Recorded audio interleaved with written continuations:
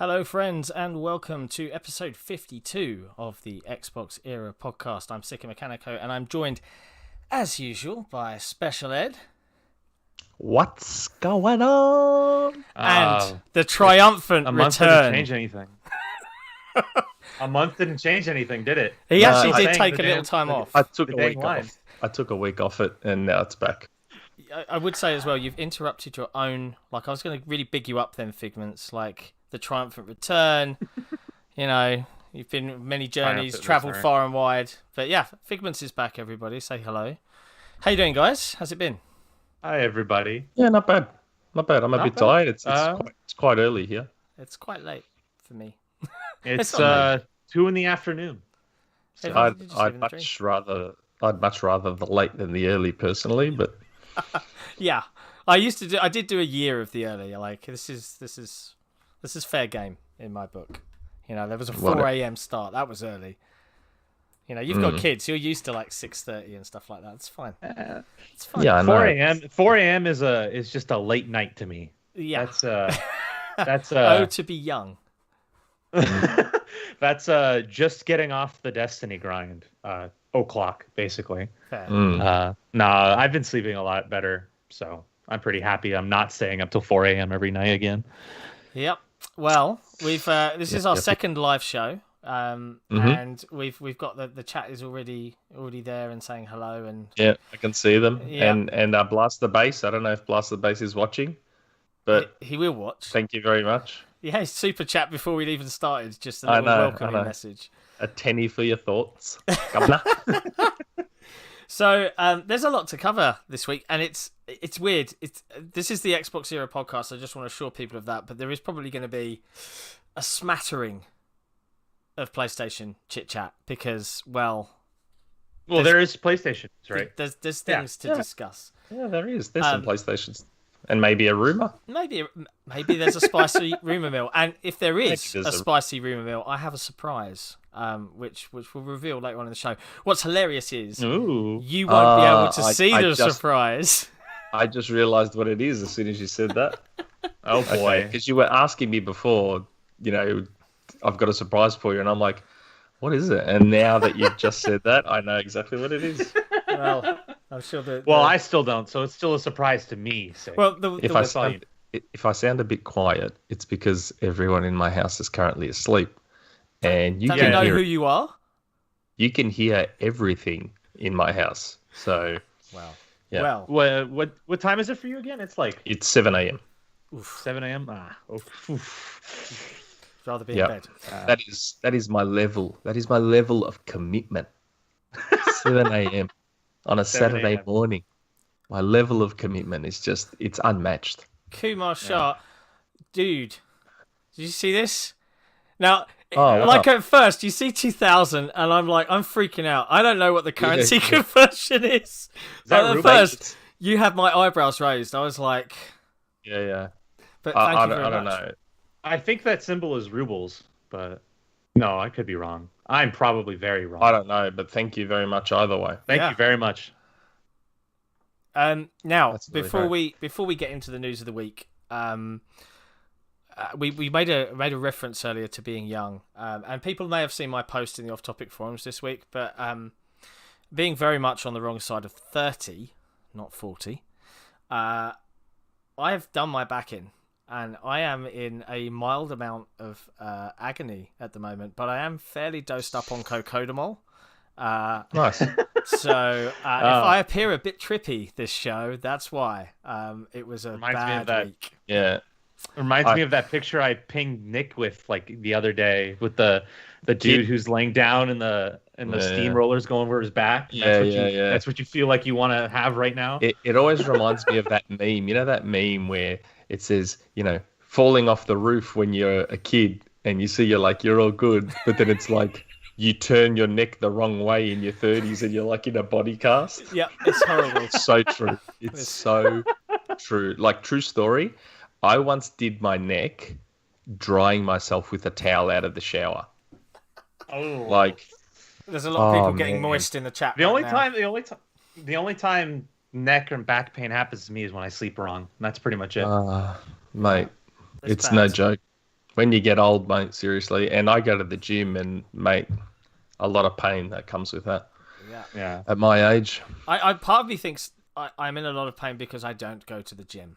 And Nah, I that's do not things it. as if That's I not should. it. I'm it. basically unhealthy. That's But not it, mate. Trust me, that's not it. either way, I feel like if you work out, your back does get a little stronger, though. it kind of makes sense. It kind of makes Cerys, sense. Yeah. Cerys, I did my back tying my shoes. That's worse than mine. At least the towel, you can do something funny, but tying shoes, Jesus. No, with the back pain and feeling old podcast now, we've changed things. Okay, games. Yeah. You guys been playing Yeah, anything yeah. new? Figments, it's been a while since we've seen you. You had a little sabbatical. Ooh. You've been playing anything in that What have short I- period? Persona 5 Strikers in anticipation for Microsoft's inevitable buyout of Sega. Don't get anyone Don't started take that in seriously. chat, please. Don't take that seriously.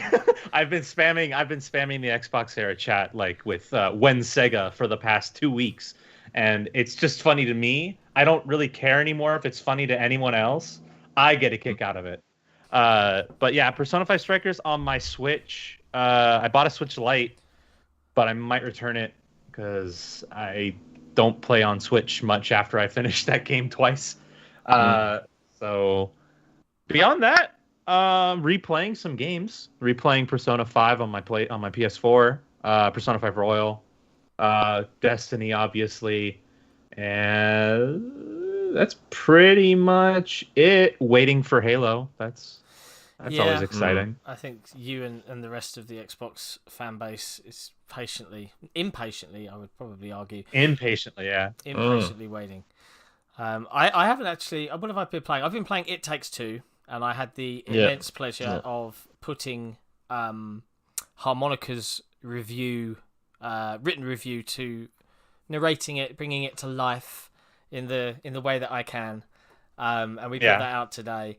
And man, it really depresses me. And I guess this is a call out to anyone in our community. As nuts as it sounds, every single comment.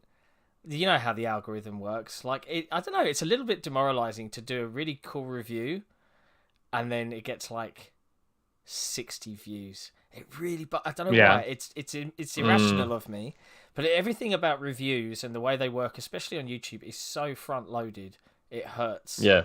Like, if you're not there on the day that the review's released, you ain't getting viewed. And think about it this way: we still live in a world too where review scores are a huge part of how people interpret the quality of a game, and getting those scores on Metacritic within 24 hours is that nice like carrot on the stick for a lot of publishers. The only exception to that rule, though, is if you're one of the only reviews out there. Yeah. That changes things a little bit, but that's rare. Yeah, we were the first review for Genesis Noir on YouTube that I could find. Oh, were we? Yep. And also Doom Eternal's DLC? Yeah, Jesse no-lifed that. Yeah. Oh, dear. But yeah. Well, that's okay. He's got no life. Did you not see the Kotaku article? Halo's been delayed. I'm not falling for that again. It's already a week and a half past April Fools. You can't get me with that again. Yeah, what's the phrase? Fool me once, shame on you. Fool me once, shame on you. Fool me twice, Yeah. shame on me. Yeah. No, I was going to use the happening. George Bush version, but it's fine. Either way, it works. It's a silly phrase. It's a shame. I won't be fooled again, or something like that. Anyway, let's dive in to the week's news, because there's a lot. Surprisingly, I have to get used to this new world where Microsoft won't chill, and Sony won't stop falling over their own feet. 2013, man. 2013 keeps reversing, man. That's basically been the MO for the past 4 weeks, and I don't think it's stopping anytime soon. It's really strange. Yeah. I can't get used to It this is world. strange. It is strange when you wake up and see the Twitterverse and people are like, it's a fairer fight than it was a year ago. I could say that much. Yeah. But I mean, it's still funny seeing every Xbox tweet, and then like the first 20 posts are all PlayStation better. That's that's Twitter for you. But let's tackle the first one. So, and there's a user, I can't remember his name, and you probably can, Ed. in our YouTube that argued with us the last time we discussed Phil's shelf. Oh yeah, that guy. He's come into a few videos saying, "Oh, you guys are morons." I'm like, so then why are you watching for, dude? Yeah, it's like, I hate watching. Like, if we're dumb morons that like don't know what the fuck we're talking about, then stop watching, man. Like, honestly, like, come on. It's your time. Yeah. But Phil's shelf, there was the Kojima Productions statuette next to, very proudly next to, and some would say intertwined with the giant glow-up Xbox logo. And of course, was it Mr. Jeff Grubb himself that broke the news or spread the rumor or announced? Okay. Here's the thing. This is weird. I find this strange. So, Jeff said ages ago that he believes most of the shelf is significant. So I don't understand how this became this new news story. Oh, it's because I figure people at the time just dismissed it as a dumb meme. Now that it's coming back. Ago. I know, but you're also talking about like a community that thought the GitHub leak for a while wasn't true when most of it ended up coming true. You know what I mean? Like, it's I don't know. If you tell people the items on a shelf are significant, they're not going to believe you until the items on the shelf start meaning something when things happen. Okay, I mean, I don't know. It's just like, so I received the DM last year, which June, I think you showed it to me. Yep, and Jeff Grubb has also seen it, which is why he liked my tweet. So I've known since June last year that Kojima's game's not going to be with Sony. That's all I knew, that it was not going to be with Sony. Sony are not interested. And that was it. That's all I knew. But then once we saw the shelf and Jeff saying, "Oh, I think everything on the shelf is significant," I'm like, "Oh, well, cool. His next game's with Xbox then." Like, to me, that was just a given. Yeah. So when this, but you're also more in the know than most people. So like, I guess that. Well, the only part I was in the know about was that it wasn't with Sony. That's the only part I was in the know about. Yeah. The rest of it. Yeah, I found that strange. Like, I don't know. Maybe it's because I just listen to Jeff when Jeff says stuff. I don't know. Wasn't there some? I remember, like either yesterday or the day before, when people started talking about the Kojima stuff with the abandoned game and how the developers of that game had to come out and say, "No, this isn't a Kojima game. I don't know why you guys. I don't know why you guys are doing this to us. Like we're just trying to make a cool horror game." That was for Abandoned. 5. Yeah, Abandoned. For Abandoned. And they're sitting there like, "Oh, hold on. We've heard nothing about this studio since 2015, and they haven't updated their website. Like, are they like a fake company? Like." Oh, hold on, this must be Kojima. I'm like, God. And I posted this in the Xbox Era. I posted this in the Xbox Era Discord of a screenshot of like the message that the studio had to send to publications saying, "No, we are not Kojima. We are our own studio making our own game." How depressing is that as creators? God, I feel sad. so bad for developers. I feel Sad. really bad for the developers on that. But there is speculation that the reason why Sony isn't the one on this game is probably not just because Xbox came in first, right? Like Sony knocked it back. Yeah. There's the rumor I think you're referring to, Figments, is the additional is the one where it's like cloud-based and it was meant to be with Stadia and then something along those lines. And not just that. It's not just that, but also that Sony didn't really like the how much money they got out of Death Stranding, like the deal they got with Death Stranding. Yeah, I think the Death Stranding situation didn't go the best, and then I think Kojima pitched his next game to Sony, and Jim Ryan was like, "That's all right, that's okay, no, thank you." And then he went solid impression, by the way. Yeah, and then he went to Stadia and Google.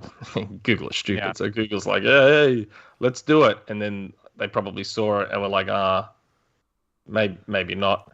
Yeah, and that actually goes well into the next topic, which is the whole Sony AAA stuff with Schreier's latest article that came out about Sony has been winding down support of smaller games and has been focusing on blockbusters. I mean, again, before we dive into that, the whole Kojima working with Microsoft thing, do you guys think, because the rumor kind of churned out there that it was going to be some form of episodic using the cloud.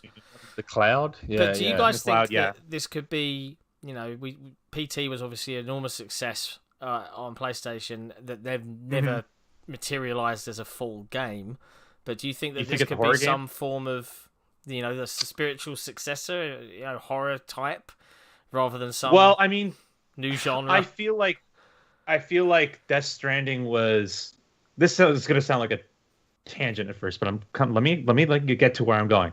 Death Stranding was Kojima experimenting with new tech, trying to get his team reorganized under a new roof, yada yada yada. I think a horror game in the vein of PT is probably very likely, just because now that he and his team are settled, working on new content, I think he's probably going to try and revisit an old idea.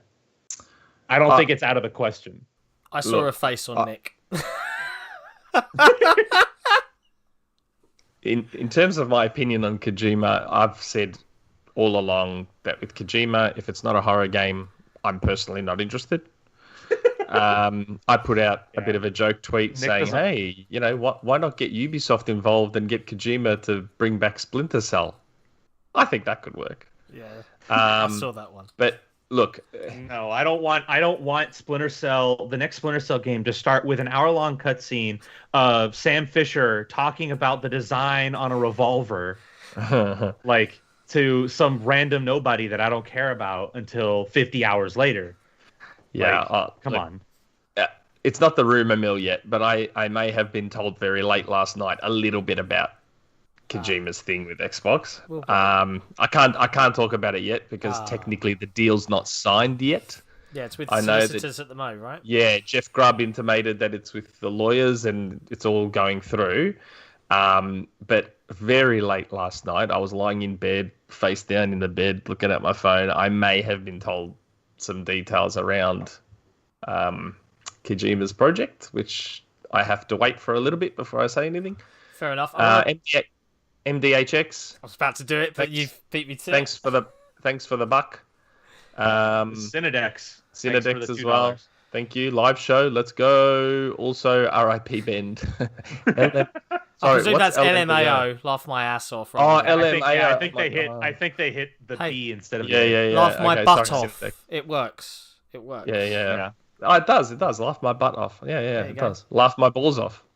And Insomnia, what I said should not have sold you on the new Splinter Cell. I don't know anyone that wants Sam Fisher to talk about that stuff for an hour and a half. I don't want another ladder scene like in Metal Gear Solid 3. If it's Michael Ironside, I'm kind of. Do you think Michael Ironside would partner with Kojima, though? I feel like he wants more of a serious writer. I'm not saying Kojima isn't a serious writer, but he's a seriously hammy writer, is the thing. I don't know. Come on, Ironside's got to be needing a check by now. I haven't seen him in anything in a while. I think he's comfortable living off that Rainbow Six Siege money, to be honest. Yeah, well, either way, when I'm allowed to say a little bit more about the Kojima game situation, we will. I'll be sure to say more. It was very late last night, like very late. And I was like, oh, so is that something I can say? He's like, not yet. The deal's not signed yet. Fair so enough. I gotta wait. Okay. Yeah. So now we can touch on. Let's switch gears, switch topics. Jason Schreier. Another non-surprise story. Yeah, Jason Schreier today. Yeah. I think it's a non-surprise to me because that's kind of was it today or was it yesterday? I feel like it was. It today. Depends on your time zone. Oh, today for you guys, I guess. Yeah.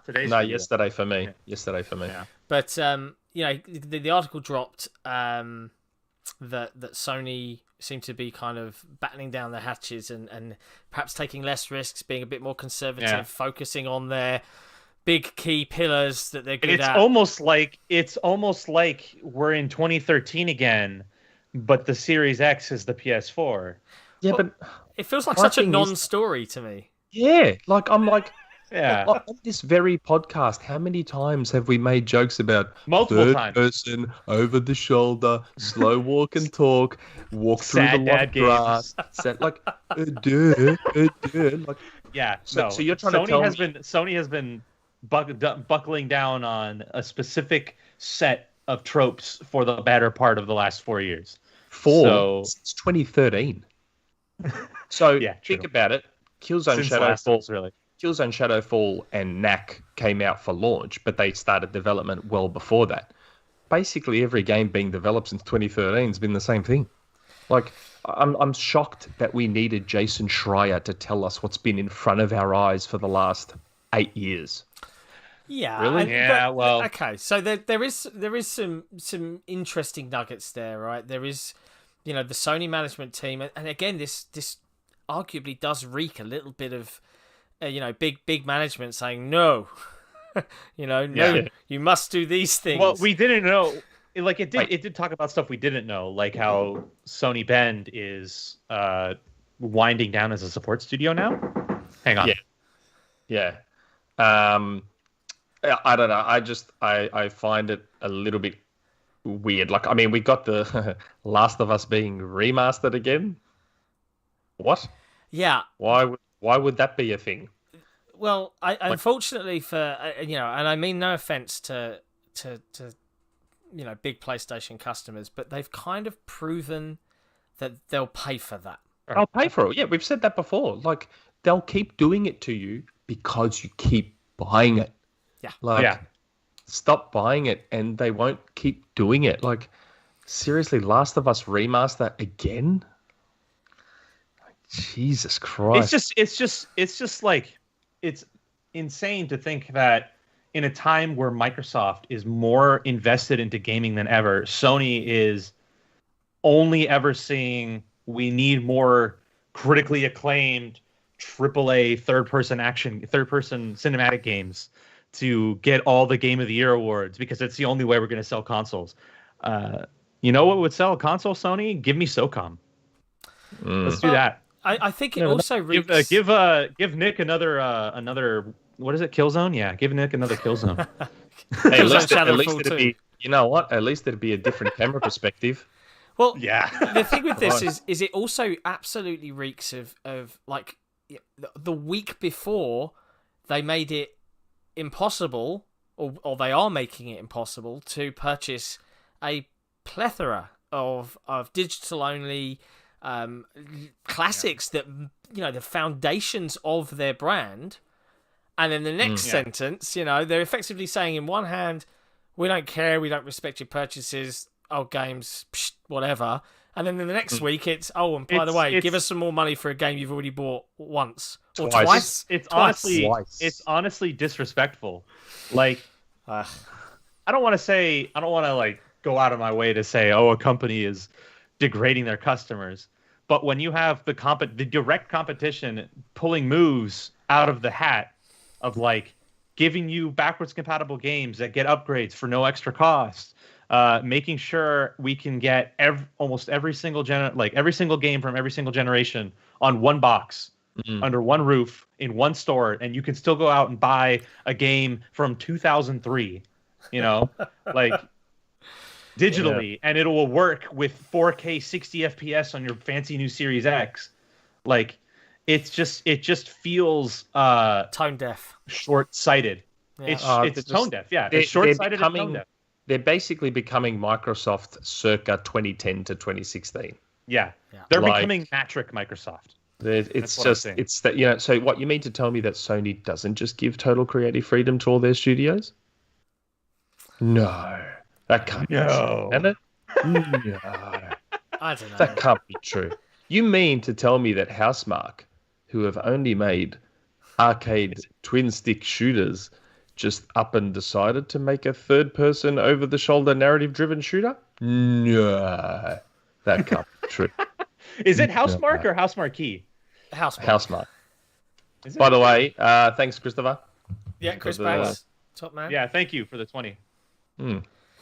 So My brother had an accident playing basketball. Speaking of injuries getting old, he completely shredded his knee apart. ACL, meniscus, PCL, every part of the knee that can go is gone. Sounds unpleasant. He's Very couch-ridden. Couch-ridden now. Oh, well. Plenty of games. 10K in the chat. 10K in the chat says Sony wants what Nintendo has, evergreen first-party titles that don't ever get discounted and fans will buy over and over if they're enhanced. But that's missing the point. Nintendo still makes new IPs. And Nintendo makes better games. Yeah. I've said that before. Nintendo just makes straight better up, games. Nintendo actually has, they may be reusing the same IP over and over again, but the games they make within those IPs are vastly different from each other. Yeah. There's Mario Kart, there's Mario Golf, there's Mario Tennis, there's Mario Soccer, there's Mario Platformer, there's Zelda became a freaking open world Skyrim with physics. It is Zelda Musu. And then they had ARMS. They had what was the other game? They had Splatoon come out. They're not resting on their laurels, even using the same 3 IPs. You know what I mean? Yeah. They're making new things. I'm not as nostalgic on Nintendo as you two perhaps are. Yeah, but that's the irony, isn't it? Though, Microsoft's always been shit on for Halo, Gears, Forza. Yet I would argue that Halo, Gears, Forza, and their spin-offs are more variety than what Sony's had. Yeah, that's fair. I mean, I've never seen Sony release an RTS on console. An RTS or a turn-based one. Or a turn-based tactical shooter in Gears Tactics. I mean, it's just... Yeah. I just find it surprising. I think everyone finds this surprising. Sony needs to try. Sony needs to try for once in the last 7-8 years, for God's sake. I'm not gonna count Sony out. We saw the PS3. No. They really messed up. But it was through. Let's just make really good games. And I mean, for the last few. Sorry, go ahead. I was going to say that you got to bear in mind they'll show off some footage of Forbidden West or God of War Ragnarok, and this will all be forgotten. Yeah, well, they have the most. I would argue they have the most blindly loyal fan base out there. And hasn't it been stated for several months now that Sony is planning something to counteract Game Pass, right? They just have to be at this point. Are you trying to take my rumor mill early? I don't think he knows what the rumor mill is. I don't even know what the rumor mill is.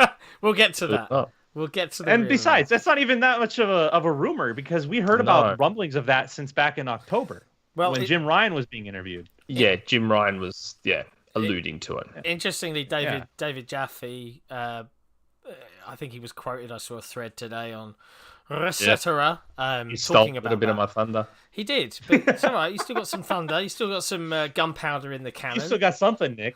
Yeah, I have some stuff. But as to Sony, like I said, Sony will be fine because, like I said, and I wasn't saying it in a disparaging way. They have the most, I would argue, dedicated and blindly loyal fan base there is.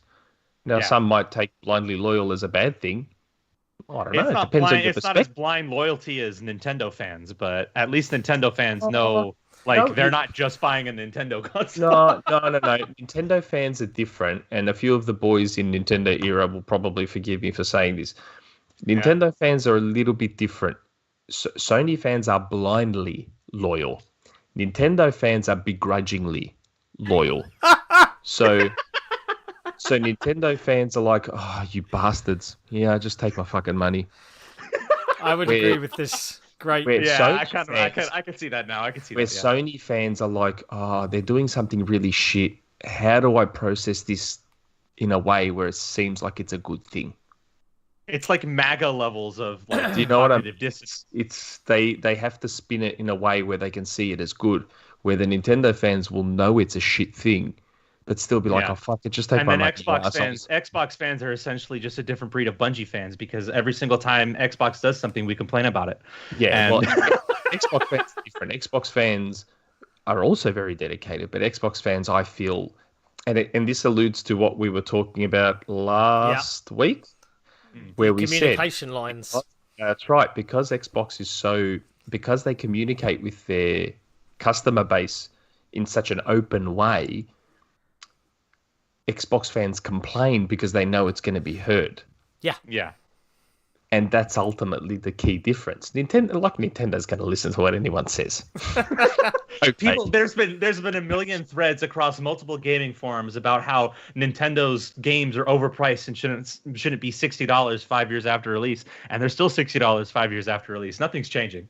Yeah. At this point, people have just accepted it. Yeah. Like, I mean, you have a look at Nintendo. They had we've said this before. They had the Wii U, which sold like the Dreamcast, and they were like, "We don't give a shit. We're not dropping the price on it. Yeah. Buy it or don't buy it. I don't give a shit." And everyone, yeah, but no one's buying this console, and the games are still $60. And what have you done for me lately? Speaking of things that Sony isn't going to be at, E3's coming back this year digitally, and Xbox is going to be there. So I was really pleased to hear this announcement, because when Keighley started talking about his thing and Jeff Grubb came with Summer Game Mess 2, I was like, oh no! Like, I love Grubb, but I was not a fan of the mess that is the Summer Game Mess. I like that he updates it. I don't blame him. I was going to say, it's not like it's Jeff. I know. Like games mess. But just the fact that there was a mess, that Jeff had a calendar, seeing that calendar again with the dates so spread out, I was like, oh no, it's starting in March? No. But I was really pleased to see... Jeff actually shouted me out. Sorry? Jeff actually shouted me out apparently on his latest video about Killer Instinct. Oh, did he? So I need to find that, because I suspect that I'm hoping he said that I had known about Killer Instinct for quite some time. That it's I'm not hoping. dead. Not dead. It's not dead. Not dead. Yeah. I hope if it's coming out with a game, it's soon, because I really want another good fighting game. I know it's not going to be soon. I just wish it was soon. That's what I'm trying to say here. Yeah. But so they're doing a specific 4-day digital event with a bunch of other companies. I think EA and Ubisoft are confirmed for going. I can't remember what the other companies are. It's like EA, Ubisoft, Xbox. There's I think Nintendo. There's like 6 or 7. Yeah, Nintendo I did see. Yeah. I don't think EA is on that Sony list. wasn't on that list. EA's not on that list. Is it not on the list? Don't Because they believe always so. do their EA Play stuff. Right? No, they're not on the list. EA's not on the list. Okay. Well, Sony is also not on the list, which isn't really surprising. They've pretty much given up on E3. They've given up on it. I'm glad, and I hope I'm not the only one on this. I'm glad it's not a 4-month scattered event. That was the worst. Yeah. That was awful last year. Like 4 days of trailers is fine. I don't need like 4 months of whispers of a trailer. You know what I mean?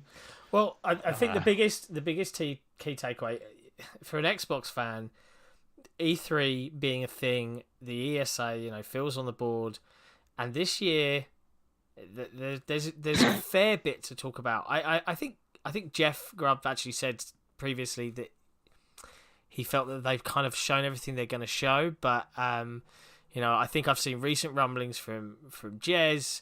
You've heard recent rumblings, Nick. I think there's more to show than people suspect.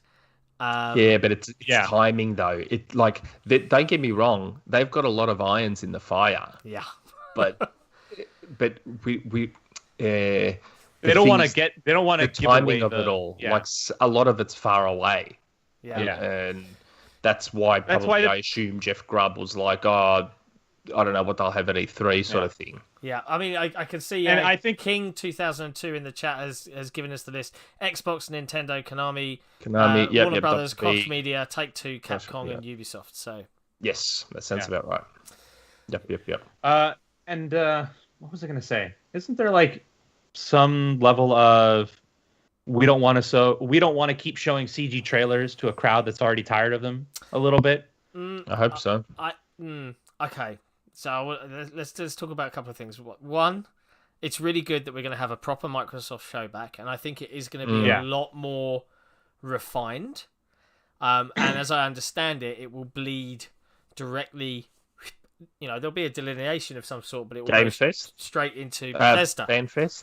Oh, right. Yeah. Right. I imagine it's going to be a combo show. Yeah. Yeah, of sorts. Phil Spencer's going to be out on stage first, and then Pete Hines is going to come out for Bethesda. Something that's what I imagine is going to happen. But yeah, so that's Starfield. Starfield. We're gonna see it this year. Like I'm Surely. fully confident. I 100%. Most of Xbox's E3 this year is going to be dedicated to Starfield and Halo Infinite blowouts. Yep. Like crazy news, I all think over the place. my bets are Halo Infinite blowout, and I mean blowout. We're going to talk big multiplayer party. campaign. Yeah, I was about to say, I was hoping like, hey, and the multiplayer beta starts today. It would be sweet, Yeah. wouldn't it? Wouldn't it be good? Well, because they did say, like, 343 did say beta is coming before launch. I'll do that. Right, you've got to find it. You've Yes. got to find a time to do it. It's got to be relevant, Lamp Tramp. I'm not going to have him just say that phrase without it being relevant Cerys, to the conversation. Cerys, please put in the chat. Do you want me to just say it, or do you want me to weave it into the conversation? I feel like it's got to Which be one? weaved. Hold on, tell me which one. Hold on, I'm waiting for him to say. Am I weaving it into the conversation? Yeah, or am I just want you to weave it into the saying conversation. She's I could have done it 100 times by now. weaving it in is sexier. There we go. So Okay. So we've got that. My personal bets are we're going to get a full blowout of Halo Infinite. I agree, Nick. I think it would be great to have the Beta launch day the one announce of whole shadow drop. It's available now. Everyone goes crazy. It's an instant PR win for them. I think we're And going to considering, go on. and considering Halo Infinite's multiplayer is supposed to be free to play, right? Like, what if It is, it's yeah. beta? Like, it's not supposed to be. It is free Beta, to play. yeah. Beta rolls directly into full launch of the multiplayer with all progress saved. That'd be cool. Harder to do. Don't know about but that one. Is it? That'd be It really should cool. be easy to do. Depends what they finalised systems wise. I have no idea. Yeah. So there's that. Then I think we're going to have a full blowout of Starfield on the Bethesda show for sure. That's going to go all out. Yeah. And I also think we're going to see, very similar to what we've seen before, a live demonstration with the multiplayer and whatever new bell and whistle they've attached to their new version for Forza Horizon 5. And that's uncertain, but I'm And pretty confident. if it hasn't leaked by then, you're going to get some I'm guessing you're going to get some pretty big Game Pass announcements. There's ones I've been hearing about that I'm assuming are going to be saved for E3. Yeah. If I had to guess. Because That's not a bad guess. I feel like they're quite big. If these deals go through, if these Game Pass deals go through, they are quite big and they might save them for E3. Maybe. I don't know. There's still a chance they might do a blowout before E3 just for Game Pass news to get E3 to focus on new games. Maybe. But we'll see. A couple of turns bits in out. the chat I wanted to just pick out here. I can see King 2002, the Battle Royale mode 2. There's a lot of assumptions going on about Battle Royale and Halo. I still think it's going to happen. I still think... I know it. I have a gut feeling Battle Royale is going to happen. I just don't want it to happen. I still really think don't. a BR, a Battle Royale is like somewhere in the roadmap, like down the road. It's no way. If it exists, there's no way known it's going to be at launch. That's just not happening. I think that's a fairer comment. If it's there, it's like in the roadmap. They're like, if 343 have like this plan for what's going to happen with Halo, they'll be like, we'll see how we go. Battle Royales. Nah, There's too many Battle Royale it's games. a multiplayer mode. It's There's just no a game such mode. thing. It's not just a multiplayer mode. multiplayer mode It because is. every successful Battle Royale has had its own dedicated resources and teams and staff focused on this one mode. Yeah, Yes. okay. Wirzone, Fortnite, But hold on, Apex Legends. Warzone and Fortnite are still technically modes within my God. a wider. You're just gonna pull out the technical They are. labels so you can They be are. technically Hey, right. Technically right, it's the best kind of right. He's right. So- He is right, technically. The only one, the one You shut your mouth, John. that's truly independent is Apex. That's PUBG, H1Z1. Is that- H1Z1, yes. Yeah. Is it Arma or DayZ? I don't know, one of them. But like, Fortnite is technically part of the Save the World thing. It started as Save the World. They added the Battle Royale later. Warzone was part of Modern Warfare. It in the end, it's a multiplayer mode, but it happens to be a multiplayer mode that's been so huge and successful that it has also, got individual products. Yeah. But I just don't know. I think somewhere down the road. Well, it better be if it ever comes, it better be far enough away from Battlefield 6's Battle Royale that's supposed to be coming out sometime in 2022 that I really want to play, but I don't want it to be at the same time as Halo, I doubt it. Yeah. I don't know. But outside of that, we've also got whatever Xbox Game Studios publishing teams are up to. Jez says might be a bit. I've heard there's some interesting projects. I've heard of 2. Yeah. So be very curious to see if they land this year or if they're shown this year. But on the subject of CG trailers, which was the second part of this general topic. Yeah. CG trailers, there's 2 kinds of CG trailers. There's the ones that give you an idea of the theme of the world, like Avowed is a really great example of a CG trailer that said, this is the style of game we're going to be, get hype for those that like that style of game, right? And there's a lot of people, so that's fine. But CG trailers like Phantom Dust one that were not in any real... Yeah, or the also Fable one. Fable, and then there's ones like Fable, and arguably Perfect Dark to a degree. And from my perspective, when you see trailers like that early on, and the game's like, well, this is 2 years away. Why are you telling me about it? Minimum. There's an element. We've talked about how secret the game industry is. It's a bit of a recruitment drive to the wider gaming public, right? So we can talk about it. If you want to work on this legendary IP, you know where we are. As opposed to, you want to interview with us? You've got to sign an NDA before we can even tell you what we're working on. It saves a lot of hassle for HR teams and things like that. So yeah, that is true. I feel like a lot of people are just kind of tired of it at this point. Like, we all know Microsoft's got a big pipeline coming with a lot of games from a lot of studios over the next several years, and I think people just want to see something at this point. Well, there's been a lot of wait and see. That's the biggest element they have to struggle with, right? Is for years, as Xbox fans themselves are telling other Xbox fans, wait till E3, wait for build, wait for the next E3. It's been 6 years since wait for E3 has been a thing. Wait for is like Microsoft's equivalent of the old Blackboard that the PS3 used to have. Yeah. Remember the Blackboard meme where this game will save the PS3, this game will save the PS3, and they kept getting crossed off? Yeah. Microsoft's is like, wait for this E3, wait for this E3. No, wait for this E3. It's been going on a while. But I did want to say, I really do hope we get Everwild gameplay. Davos has said in the chat, I do too. I still think that game's I would love to have Everwild gameplay. Actually, speaking of Everwild, do you guys think it's going to be 2022? Early, late? I think late. I think, yes, 2022 for a 1.0 release. I think they'll do exactly what they did with Sea of Thieves, which is they'll have their... Like an alpha? They'll have their insider NDA'd help us build it alpha. And I find the Microsoft teams, because obviously Microsoft have a huge user research group. I find that they lean on that a lot to help them build stuff that the community will enjoy. And there's good and bad about that. I feel like sometimes games that have lengthy periods and then move to, hey, we're releasing, and there's a lot of people that just think, you've been out for 6 months, you're old news now. And that's unfortunate, but I'm very curious. I think we'll see gameplay for Everwild. I have a sneaking suspicion that game was semi-rebooted. And I say that because, so my original source had said to me, back when we first talked about Everwild, back in 2019, and remember how I said at the time, my source had told me that Everwild could sneak into launch. Yep. It could make it. Yep.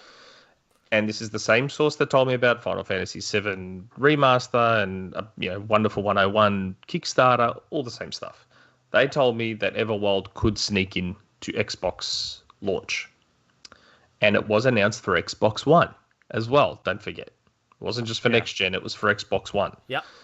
Now it's next gen only. And then we got the article about we don't even know what the hell the game is yet. I have this sneaking suspicion that the game nearly was ready to go. Yeah. And But something changed. Something changed. Someone came in and said, this type of game isn't the hot new thing anymore. Quick, we need to pivot to something else.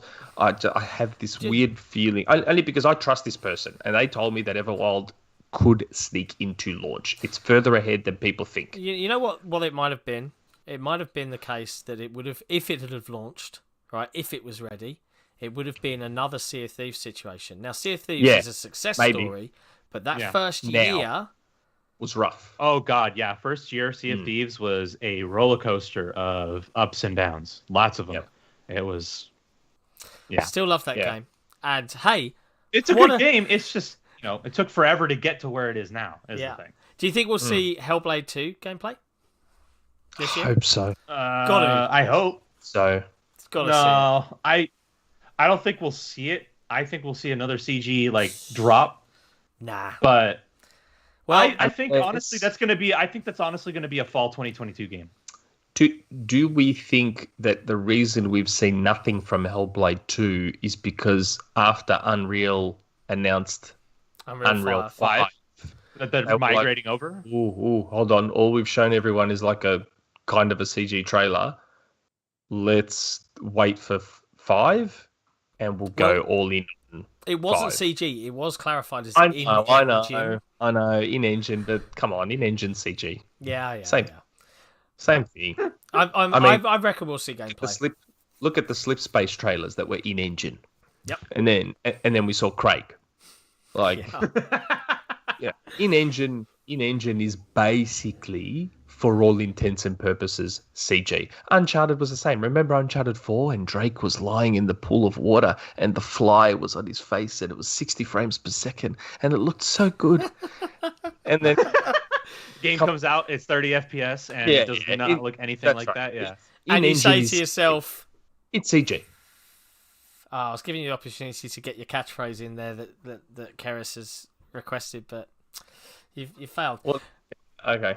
You'll have to find another opportunity. We got plenty of time. A very quick call out because I saw it in the chat. Opashi, first year Sea of Thieves was special. I was talking about this the other day with my crew, the Black Hurl, and we were saying, when do we want to jump back on? Because we played when Season 1 announced and dropped, and we were like, we're just getting little badges to tell us that we do the stuff that we've always done.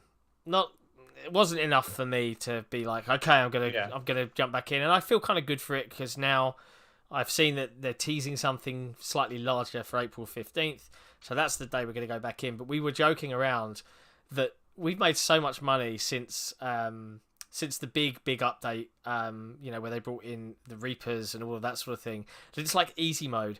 I remember defending forts in Sea of Thieves against ships that would spawn one island away, and you'd see them as soon as you'd sunk them, and they'd be coming straight back, just whittling down your ammo, and you could only hold 100 cannon and 100 wood, and it was difficult. And now everyone's got it on easy mode, where they've just got everything under the sun just thrown at them.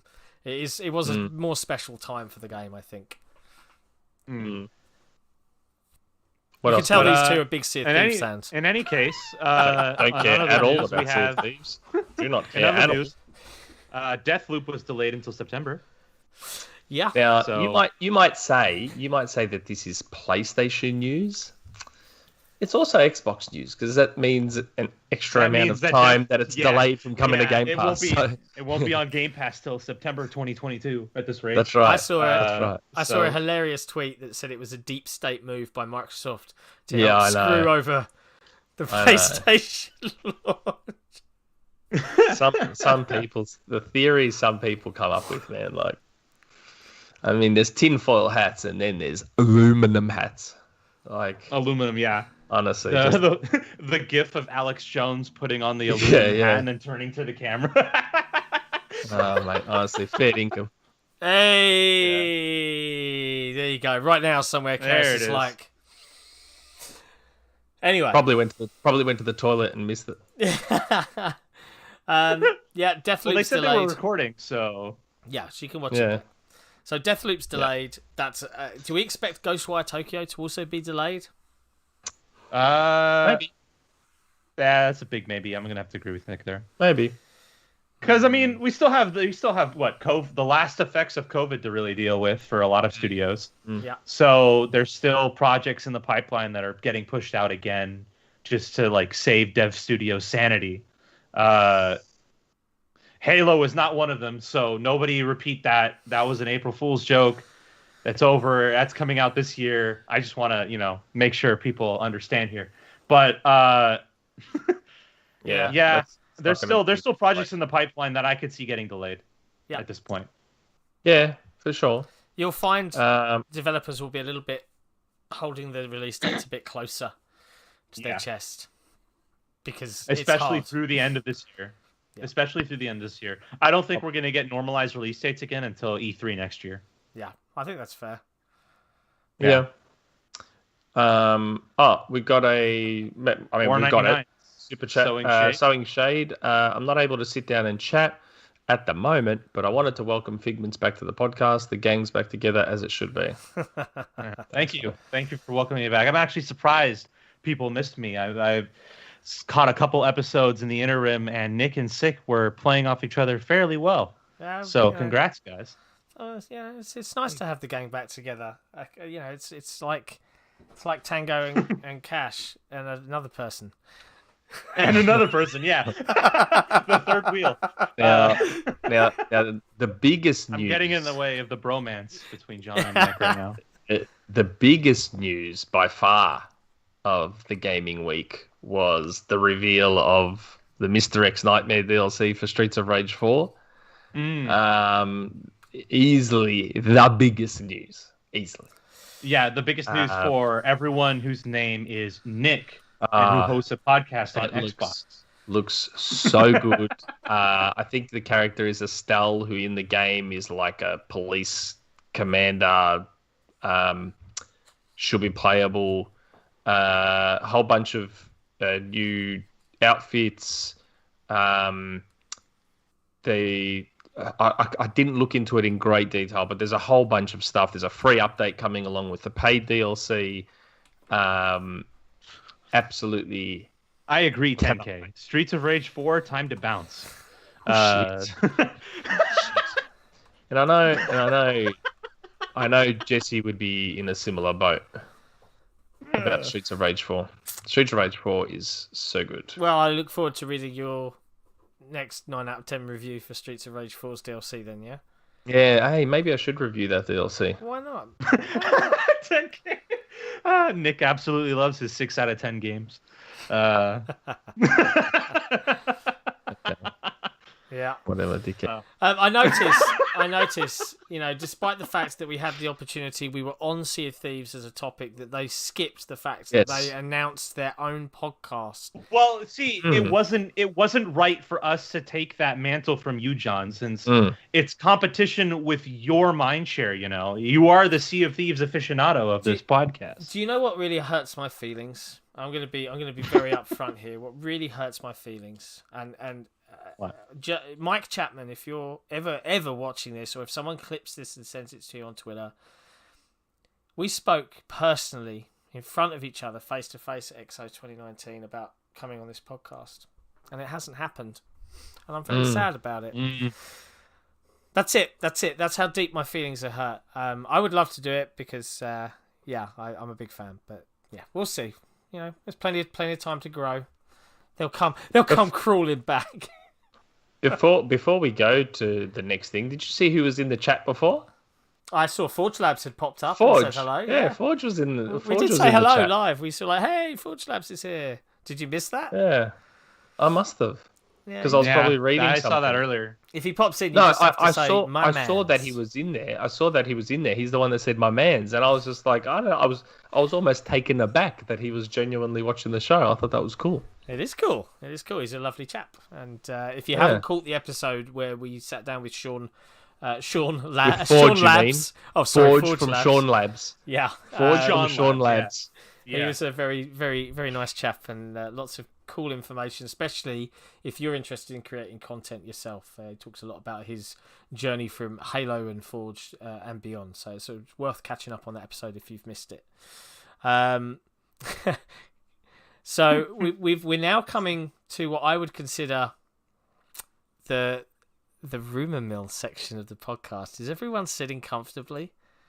Is he sitting comfortably? Now, before we get started, and I have to make it clear to everyone. You didn't find a jingle yet. I've done what Nick wanted. So for everyone that is sitting watching, you'll get this. But Nick, because we're at a Skype call as far as our brains and ears are concerned, he won't know, and he won't be able to see this until he watches it later on. So hopefully he likes it. This is my present from me to you after we spoke about having the jingle and Bananarama last week. So thank God it's rumour mill time. Okay. I mean, I can't hear it, so. I can see it. I can see it. Oh, I can see it.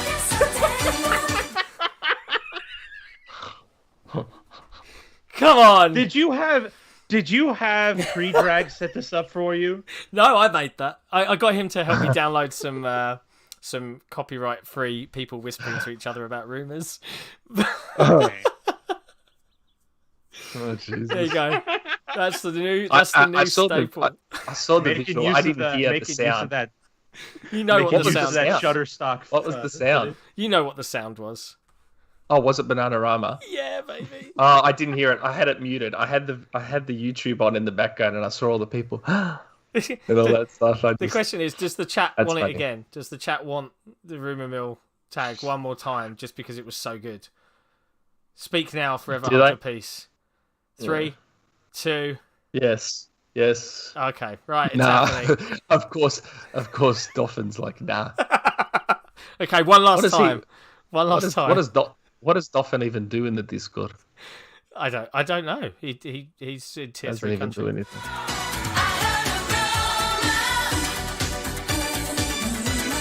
You're doing it again. He is doing it. It's on my freaking phone. I love it. I left our audio running through the background of that, so maybe we can learn the lyrics. Start grooving. Oh, I know the lyrics. Of course you do. Anyway, it's rumour mill time. Rumour mill. Okay, so brace yourselves. I need to preface this. Firstly, David Jeff has stolen a little bit of the thunder. Now, so I was told about this a while back, and I got the confirmation a few days ago that I can say this on this week's podcast, and I happened to have a look around. Someone actually, I don't know if this person knows, and framed their knowledge as a prediction, but I found it on a forum, Reset's predecessor. Someone actually created a thread that guessed this with frightening accuracy. Now the thread is framed as a prediction, what this person thinks. Yeah. But the accuracy of it made me think either they know and they're framing it as a guess, or it's just an incredible guess. Yeah, and to be clear, this is the thing we spoke about day before yesterday, and you walked me through what it was. Yeah. Okay. Yeah. So, because there's obviously been a lot of talk about Sony's Game Pass competitor, and Sony's like, yeah, we're looking at subscriptions. How will they react? Yeah, how will they react? And then a lot of people are like, Sony will never do a Game Pass competitor because they sell too many of their same game. And there is a little bit of truth to both things. So Sony's Game Pass competitor won't really be a Game Pass competitor. Think of it more as, well, at least this is what I was told. Think of it more as an Apple. Actually, I'm using the Apple One comparison. I think it's more like Apple One. So Apple One is Apple Music, Apple TV, Apple Arcade, iCloud storage, news, fitness, all in one subscription. Yeah. I subscribe to it, and it's awesome. Sony's will be similar. I mean, did you not all notice Sony trying to buy up all the anime? Yeah. So there was a reason for that. Sony's subscription, let's call it the Sony Entertainment Pass, for argument's sake, will be movies, TV, anime, games, but the games part is the part that I'm not clear on, and my source isn't clear on. Like, I don't know if they're going to roll Plus into this subscription. I don't know if they're going to roll PS Now into this subscription. I don't know if it's going to be something completely separate. But it's going to be more like Apple One as opposed to Game Pass. Because here's the thing, right? Even though it does look like Sony is going to need a Game Pass answer, they don't have the studios to support it. To pull that off, yeah. Like, Sony are making 1 or 2 games a year. How are you going to have a Game Pass competitor off 1 or 2 games a year? That's like, true. it can't happen. They're going to either need a lot of venture capital funds or... They can't support... Yeah. They physically can't support the Game Pass competitor right now, which is, I think, why... So, the information I was told is what I just told you. It'll be some sort of subscription that has all those services in one. I put the Apple One label on it because it makes it easier to understand. But I think what they're probably planning is, we've seen the seeds of it already, where they're launching some games into PlayStation Plus. Like, they've really upped the quality of PlayStation Plus, which makes me think that that's what they'll do. As opposed to a Game Pass competitor, they'll have their Sony Entertainment Pass, and then PS Plus will sort of have some newer games in it. And that might be the way they do it. It's interesting, right? Because that's speculation. That part that I just said is speculation. So please don't say, "Oh, Nick's confirming." The only part I'm confirming is that I was told that their subscription will be like an all-in-one entertainment thing, more like Hold on, you know what? I've got my OneNote up, my old man OneNote. Let me pull out my old man OneNote. Yes, it will be a multimedia one with music, movies, anime, gaming. That's all it says. And I'm looking at the original DM as well, because there was the new one where I said, "Can I say it this week?" Yes. What can I say? The original DM is from January.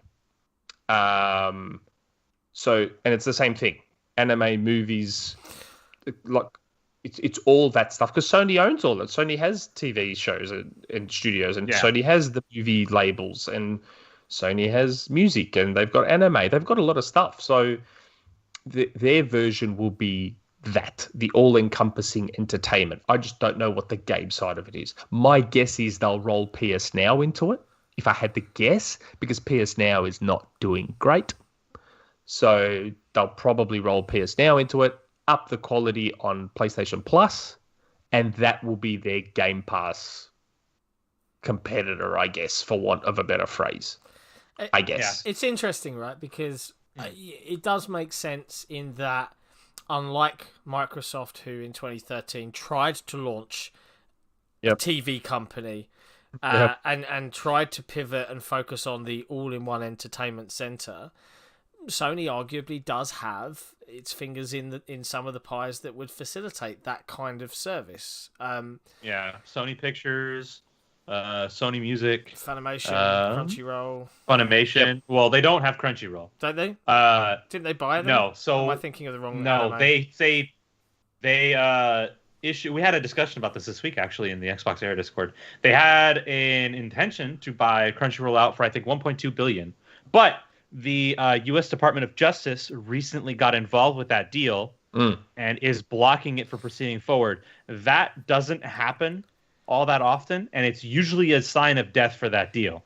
Unless Sony gives up significant advantages that would have made Crunchyroll cost them $1.2 billion. There are people bringing up interesting points. In great the chat, call out in the chat from Brit. They shut down the entertainment section of the store. Yeah. Is this a prelude to that, right? They're pulling them out because they're putting them in a new wrapper of sorts. We don't know. I said, this is... Remember, this is just what I was told quite a few months ago. And Insomnia said something interesting too. Sony Pictures just signed a long-term deal with Netflix for all their movies to go on to Netflix exclusively. Yeah. Maybe the plans for that subscription changed. I don't know. Yeah. That's what I was told about, that they're going to do like an all-in-one entertainment subscription thing. Maybe. That's what I was told. But at least in the anime department, once the Department of Justice got in on the Crunchyroll deal, that's likely not going to happen anymore. Not without significant changes to the terms that Sony would be accepting, which would mean Crunchyroll is going to cost a lot less. Wow. But they won't be able to do as much with it. And yeah, I don't see Sony going through with that deal at all. I think that deal has fallen through. We'll see how it turns out in the next few weeks. Maybe the whole thing gets the kibosh put on it. Who knows? Like, yeah. Again, I was told about this like 3 or 4 months ago. A lot can change in that time. Yeah. And my assumption is that at the time I was told, it was probably already on the in back the burner. works long before that. So we could be talking an entire period of 6 months or more where things have now changed. I don't know. Yeah. It's interesting to see how it all kind of shakes out, right? Because I think everybody would agree the cadence of announces that Game Pass gets, and you've seen this, right? Everybody who's watching, anyone who is even vaguely focused and in that gaming bubble has felt the turn. I actually saw a serious post from a serious person on Resetera today talking about how this website, Resetera, is such an Xbox focused site. And after I picked myself up from dying of laughter, but this is how you can feel the winds changing in that Microsoft are just, and because of the nature of Game Pass, it's every week, boom, where's a new game, bush, there you go, and they're not slowing down, and it's combined with a lot of, frankly, not great news out of the Sony camp. Delays, we're shutting down this, we're pulling off that. It's a bad time. A weather change. Yeah, it's a weather change. It's causing a lot of uncertainty, and people are saying, yeah, well, Sony have to answer Game Pass because it's just affording so much mindshare. Take yourself out of the bubble. Take yourself out of the bubble. It's not making that big of a difference. It is in this little world that we all live in, right? It is in console wars and people throwing L's at each other or whatever phrasing you want to use. At the moment, the takes on Twitter about Game Pass are ridiculous. Did you guys see that tweet from a few days ago where someone was saying, like, developers are being encouraged to play it safe and don't take risks with Game Pass? I saw because something they don't want to be on Game Pass because they're not going to make enough money, and it's like, so like developers are just going to stop making games because Microsoft handed them a check? I'm confused. What's going on here? Like, because they can keep the lights on, they're not going to make risky games anymore. What? Yeah, it's Mike Rose from No More Robots had one of the best responses to that tweet. I think he ripped that person apart as being one of the most stupid things he's read ever on Twitter, which is, that's a fair comment. It was a pretty dumb tweet. It was the hottest take I've ever seen. Like IGN levels of hot takes. You know what I'm saying? Like, it's ridiculous. Yeah, I think it's good. Like, Game Pass has now hit that point where it's almost a marketing tool unto itself. Yeah. So I put out a tweet yesterday that was saying, I'm in a bit of a bind here. Do I buy Resident Evil 8 or do we reckon it might come to Game Pass? And one of the common replies to me on Twitter was, but Resident Evil 8 has marketing rights with Sony. So it can't come to Game Pass. I'm like, that MLB The Show has marketing rights with Sony, but MLB The Show is made by Sony, and it's on Game Pass. Like, Game Pass isn't a marketing space; it's a platform. Yeah, so it's a distribution network. Like, I unless there was something put in a contract explicitly, and my guess is that and again, this is all hypothetical, of course, but whenever Sony signed that marketing deal for Resident Evil 8, I'd be surprised if they knew. Oh, maybe they did. I was going to say I'd be surprised if they knew Microsoft was going out to grab big third-party day one launches at the time, and then thought to put in their contract, no, you can't launch on Game Pass yet. Yeah. Like they would put that in their contracts for PS Plus deals and PS Now deals, just like they did with Control and all that.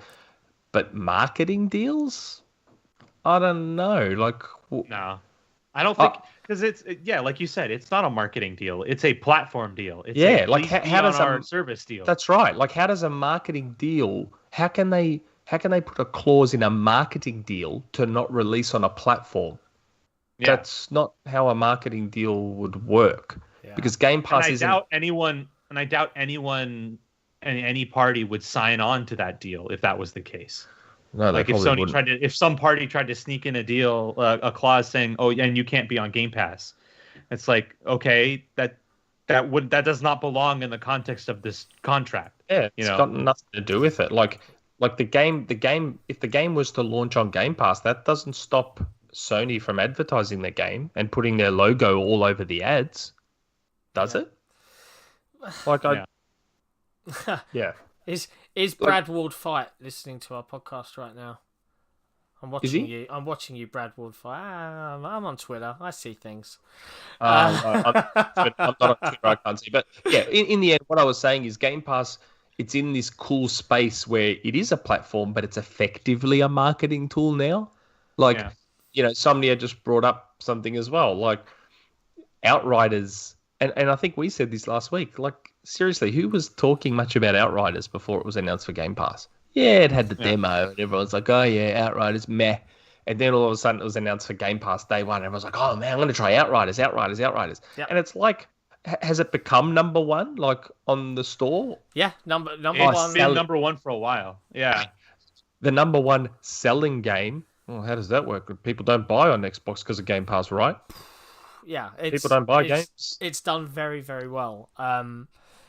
It's mixed reception amongst my friends, anecdotally, and I haven't tried it yet, frankly, because it's a. I played it game. A little bit. Forgot to mention it during the "What Have We Been Playing." I played it a little. As you do. It's interesting. We're talking about all these services and things like that. I got tagged in a tweet by our good friend Jay Singh. And he was talking about if Xbox agreed to bring Game Pass on Steam, will Valve give Xbox a chance to revive Half-Life, Portal? I'm sure we would try to negotiate this, etc. I was thinking about it, and I think we've covered this before, right? You can, and I'll quote myself because I think it's a valid point. At some point in the near future, you can 100% expect Microsoft to try and bring Game Pass in some form to Steam. Right? Because I'm putting it everywhere. Because they want it everywhere. Gaming isn't just this little. We keep saying it, and it has to drum into people's heads. It's not just a garage band anymore. It has got to sit as a core business pillar with Azure, Windows, everything. Yeah. It is going to be Game Pass on your phone. Yeah. It's nuts. It's nuts. Connor, I can't give more rumors.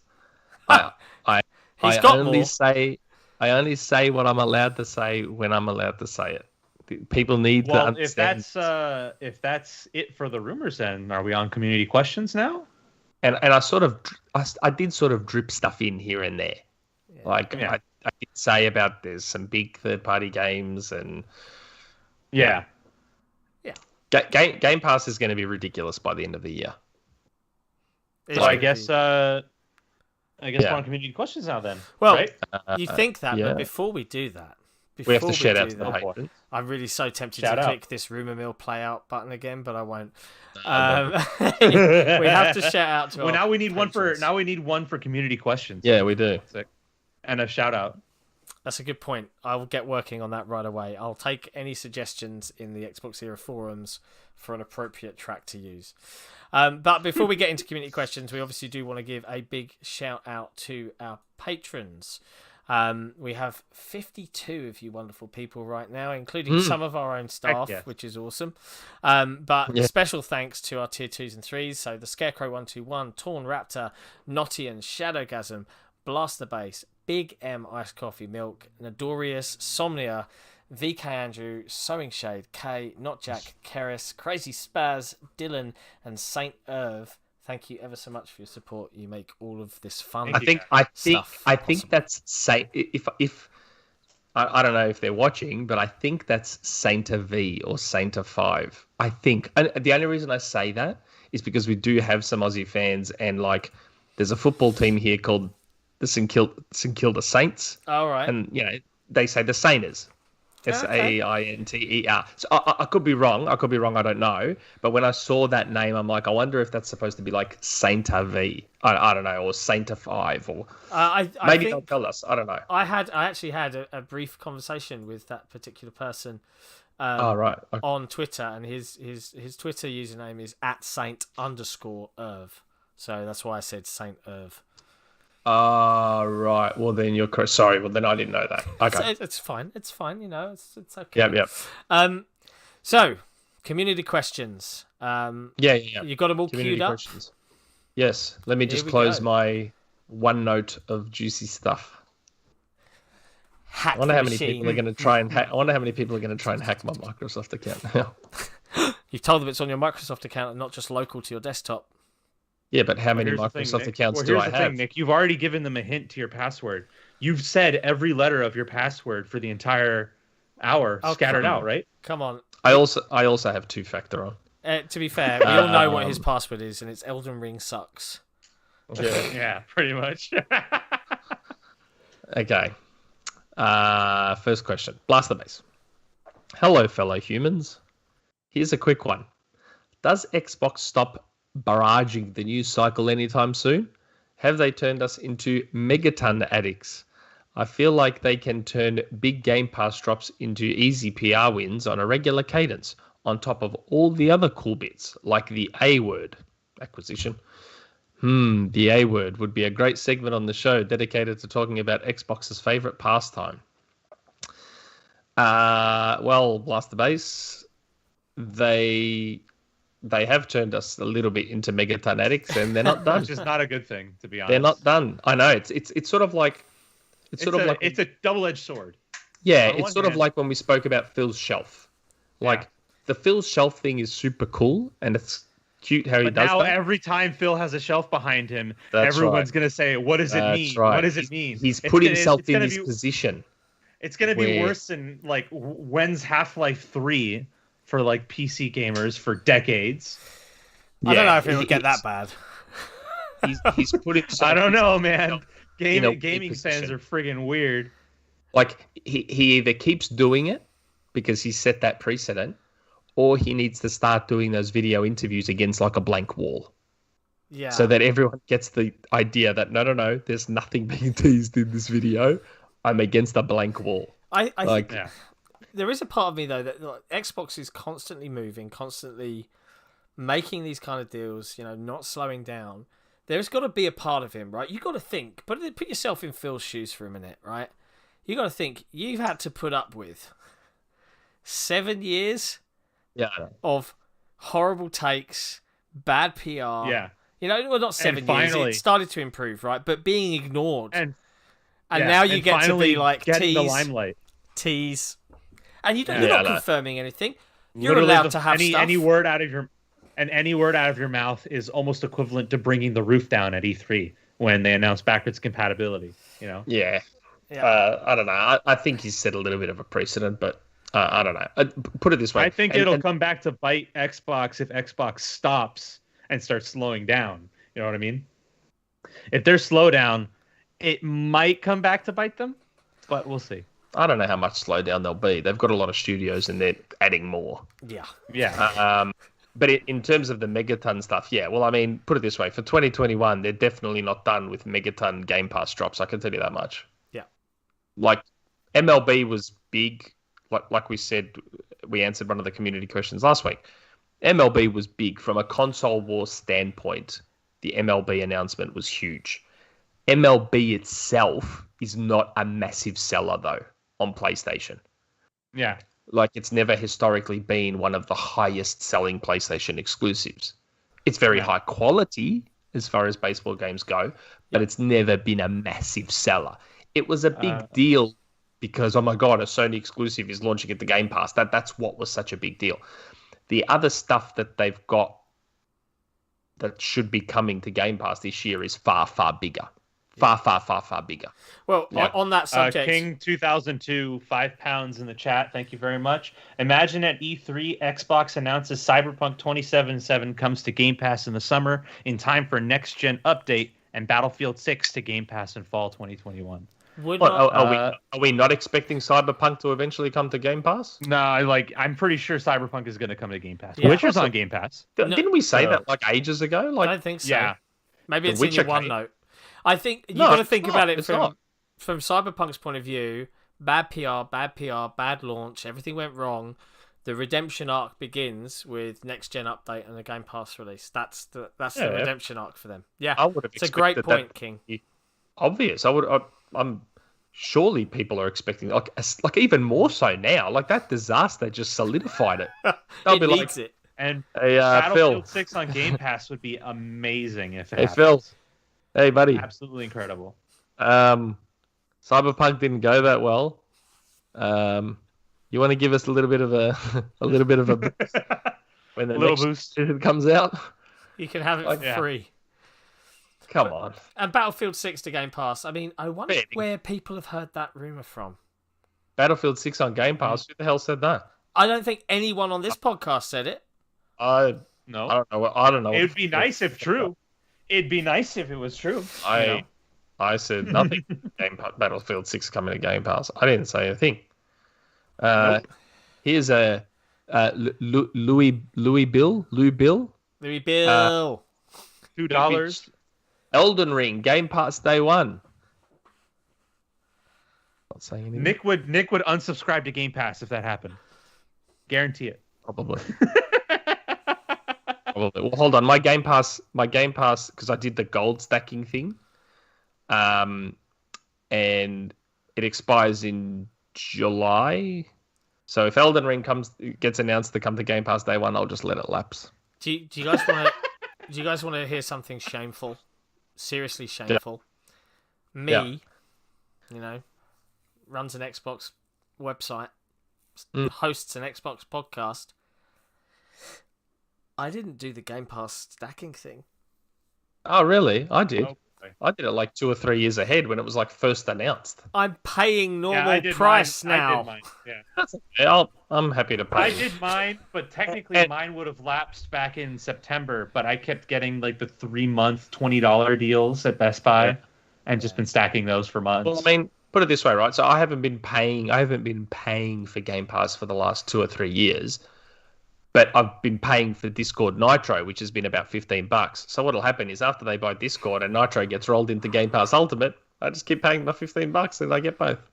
Lamp Tramp, €10. Can Six say, get your coat flower you've pulled, please? I'll see if I can find a way to squeeze that in somewhere. Don't let me forget, boys. Come on, Cerys. Fair income.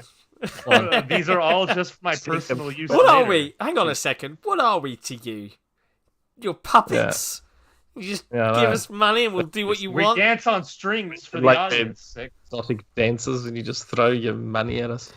You're not What even is tucking it into the strap of my leather thong. What is this? I never joined, what are they called? That Aussie male stripper band? I can't remember what they were called. There was some Australian male stripper group. I can't even remember Can't their say name. I'm familiar with them, Nick. You'll have to let me know. I can't even remember. Anyway, Okay. Thank you, Blaster Yeah. Bugs, for the question. Yes. Dio game. Today, April 9th, for me it's the 10th right now, is my birthday. Happy birthday, Dio game. Happy birthday, Dio Game. And my last day ever of university. Well, that's good. I hope you didn't fail. Oh, thank God. Yeah, congrats. Congratulations. Congratulations on getting out. Yeah. And now your degree won't go anywhere. Isn't that how it works in the US? Come on. Or is Dio game from the UK? I think he's from the UK. I want to say he's from the UK. I could be wrong. By the way, The he's chat. in the Dio chat. game. Are Don't you tell from us. the UK or the US? Dio game. Reply to me, please. Dio, I'm waiting. Dio. Gotta give him a Dio. minute. Keep rolling. Hey, Dio. Keep rolling. Okay. All right. Okay. He's Canadian. Okay, so yeah, so how's Canada in terms of university degrees being worthless or useful? Any good? No? No one knows? Okay. Happy as a clam to celebrate with you. For my birthday, I want Global Publishing to reboot Crimson Skies with Asobo, Banjo-Kazooie with Sumo, You're not for getting the Banjo. Kojima deal to go through. What are some of the things you'd like to see Global Publishing do? I would like them to not have Banjo, just to so I can continue to hear Banjo-Kazooie 3 asks every day for the rest of my life, and feel satisfied that someone somewhere isn't getting what they want. No, I'm kidding. I don't know. Here's what I'd like. I would like Phil to reach out to Crytek and try and mend that bridge and say, get Rise 2? Get Rise 2. There we go. That's not bad. Rise 2 would be amazing. Yep, I'm down with that. I would love Rise 2. I think it was a really solid launch title that could have been expanded upon. I loved the setting. Rome's awesome, man. It's not just that. Like, people don't understand. Like, people crap on Rise 2. Now, God of War 2018, the Rise spiritual successor. Now, God of War 2018 was in development for like 5 years, right? And people go, God of War was so much better than Rise. People forget Rise started development as a first-person Kinect game on Xbox 360. It was completely and utterly rebooted halfway through and had to make launch for Xbox One and had a full multiplayer mode. And yet was still by far the best looking thing at launch on any console. Yep. Except your favorite game, Killzone Shadowfall, right? I'd argue Rise was a bit better looking than Killzone. As much as I love Shadowfall, I think Rise was a better looking game. It just wasn't 1080p. And man, how good would Rise look if it got the FPS boost? Oh, no. Yeah. Oh, it's so good. So under all that, like, I could easily see Rise, if Rise had been given the time and budget of God of War and it had the full 5 years to be worked on and all that, Rise could easily be right up there with anything Sony's done. Like, if they can have a chat with Crytek, say, okay, guys, let's bury the hatchet, let's do this, we'll fund it, we'll put all the money into it, you make Rise the best game it can be, mate, I think a Rise 2 could be incredible. Yeah, I'd love that. Yeah, I agree. I mean, as long as they made it clear that the hardest difficulty is how you play Rise, because at any other difficulty, it's in snooze fest. The combat was boring. I played it easy. I liked it. Yeah, it's I think at the higher difficulties, that game becomes a nice little dance of swords for the majority of it. Patchy and everyone else, yes, I would also like Crackdown 4, but don't get them started. Good lord. Did you see the forums? No. We went on a Crackdown 4 tangent. People were reporting things. I had to do things. It's the same, though. Crackdown 4 is the same. It's one of those games where if you said to Sumo or whoever you're going to get to make it, okay, this is it. Here's all the budget. Take all the time you need. Have all the money you want. All the resources you want. And you get them on their track. Because I remember Crackdown 3 had a messy development path as well. Like, a Crackdown 4 by Sumo from scratch, like, it could be amazing as well. Like, I don't know. I feel like surely Phil would know, because that's why Game Pass exists, that Game Pass provides the opportunity now to do this kind of stuff. Yeah. Like, Jeremy make unnecessary sequels to bad games. I agree. Whatever. Jeremy on Twitter said, like, that, I don't know, he must have got it from a source or speculation, whatever, that Game Pass is already financially doing well. Yeah. Because everyone thinks that it's like bleeding money. Apparently it's not. No. So if it's already making money off 20 million plus subscribers, and it is over 20, when they hit 30, 40, 50, like that they'll have so much money coming in, and I feel like Game Pass provides the opportunity to say, you know what, let's just give Crackdown another crack. Yeah, pardon the pun. Let's talk to Crytek and get Rise 2. Let's talk to whoever and bring that back. See how it goes. Hey, it seems like something we didn't talk about. That speaking of bringing stuff back or doing stuff, Dalala were hiring something that indicated they were doing. Yeah, something people else. were saying Banjo, but it was a 2.5D visual artist or something like that. I can't remember the exact job description, so I don't. Yeah, Banjo. Yeah, it's not going to be Banjo. I have a deep wish, and here's what I'd like to have happen for Xbox Global Publishing.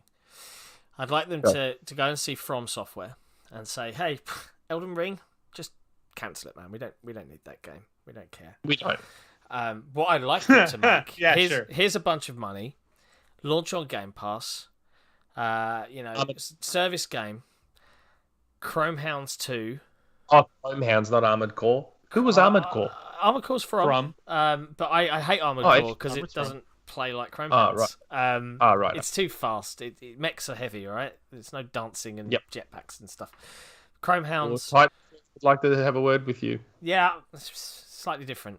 They're slow. They're still heavy, and Yeah, I know. Yeah. But I'd love to see a really, really beautiful, all the destruction, all the online capabilities, that virtual warfare where you pick your side for the month, and then you see the war play out, and all the borders change day in, day out, and you can go do missions where you're losing to try and win it back. Oh, what a game that would be. That's what I would like. And if From Software did that, I would turn around and I would say, get your coat flower, you've pulled.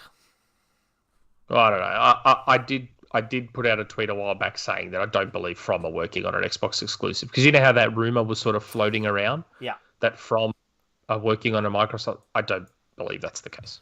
Yeah. Sorry to put out that fire, but I don't think From is. Me personally, I think I would like to see not a new game, but I want to see the Global Publishing work with harebrained schemes to create a remaster collection of all the Shadowrun games that they released on PC for Xbox.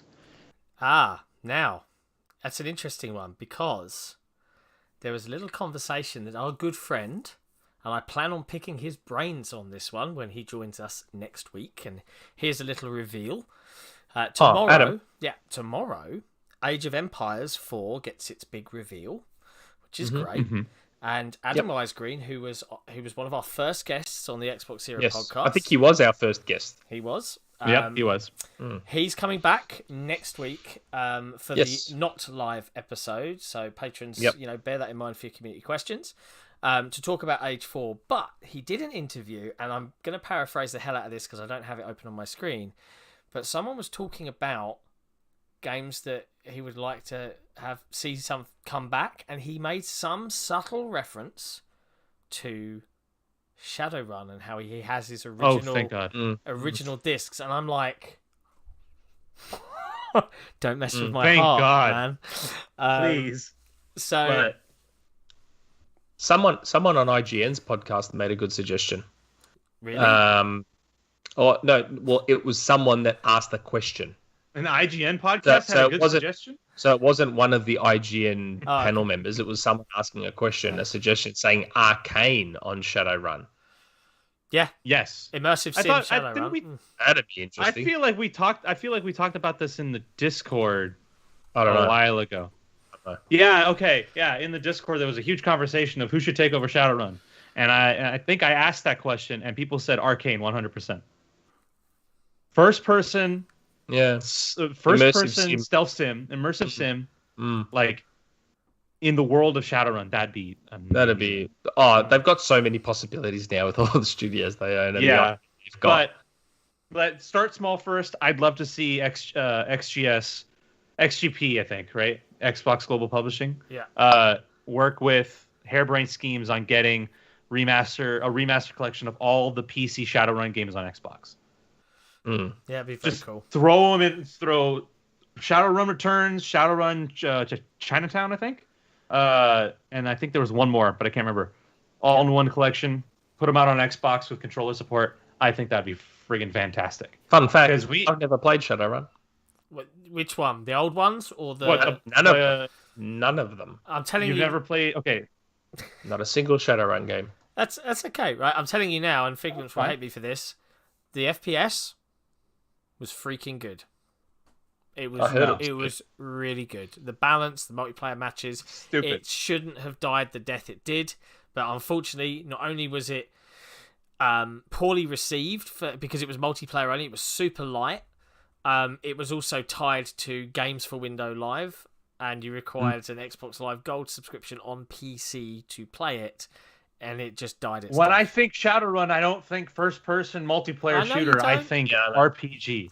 But okay, You know? it was still, as a class-based shooter, it was really, really good. And it's Wasn't just it Overwatch before Overwatch? Yeah, pretty much. Basically, Overwatch before Overwatch. Yeah. And it also accidentally went free on Xbox 360 for a little bit, and I grabbed it as soon as it did. It's good. Nate, You know how- yeah, that's right. Returns, Hong Kong, and Dragonfall. All three of those in a I collection. might actually see if I can organise a Shadowrun FPS night because I really miss playing that game. I'm probably terrible at it. Are the now. servers even still live? I don't know if it was server based. I don't know if it was peer to peer. It was peer-to-peer, wouldn't it have been peer-to-peer? I'm going to investigate this. Someone make sure I Trav says, remember. "Bring back Brink," which was Yeah. Remember Brink? Brink. I tried playing Brink, and I thought Don't it was Microsoft now own the studio that developed Brink? yes, and they own the IP of Brink now. That's right. So- No. Splash Damage Yeah. developed Brink, did they not? And Did Splash they? Damage were bought by Was it Splash Tencent. Damage? I'm pretty sure it was Splash Damage. Was it? Hold on. Pretty No, sure. no. Hang on a second. Hang Unless- on a second here. Yeah, Blink. Oh, yeah, Splash Damage. I'm thinking of another game. Oh, publisher, Bethesda. Sorry, that's where I got mixed up. Okay, yeah. So they might okay. own the But IP. that means Yes, Bethesda they owns might the own the IP. That's right. And it was made with ID Tech 4. See, okay. Yeah. id Tech 4, sorry, id Tech 4. Yeah, so sorry, I got confused. There was a Bethesda link there. They published it. Yeah. Yeah. So I wasn't completely wrong. No, that's fine. That's Get fine. off my back, all right? Video Game says Splash Damage with support from Roundhouse/Human Head. Okay, cool. Yeah. Then why don't just That's if what I if, thought. if Roundhouse is Roundhouse is currently owned by Microsoft. So if Brink were to come back, you just put Roundhouse on it. Yeah, that's right. Okay. And that's what I thought. I thought it was Roundhouse that had made it, but they must We're support. not seriously suggesting Brink come back though, right? I thought we were all playing around here. I don't know. I mean, if it were to come back, I would see Roundhouse be put on that project. But that's Yeah, about it.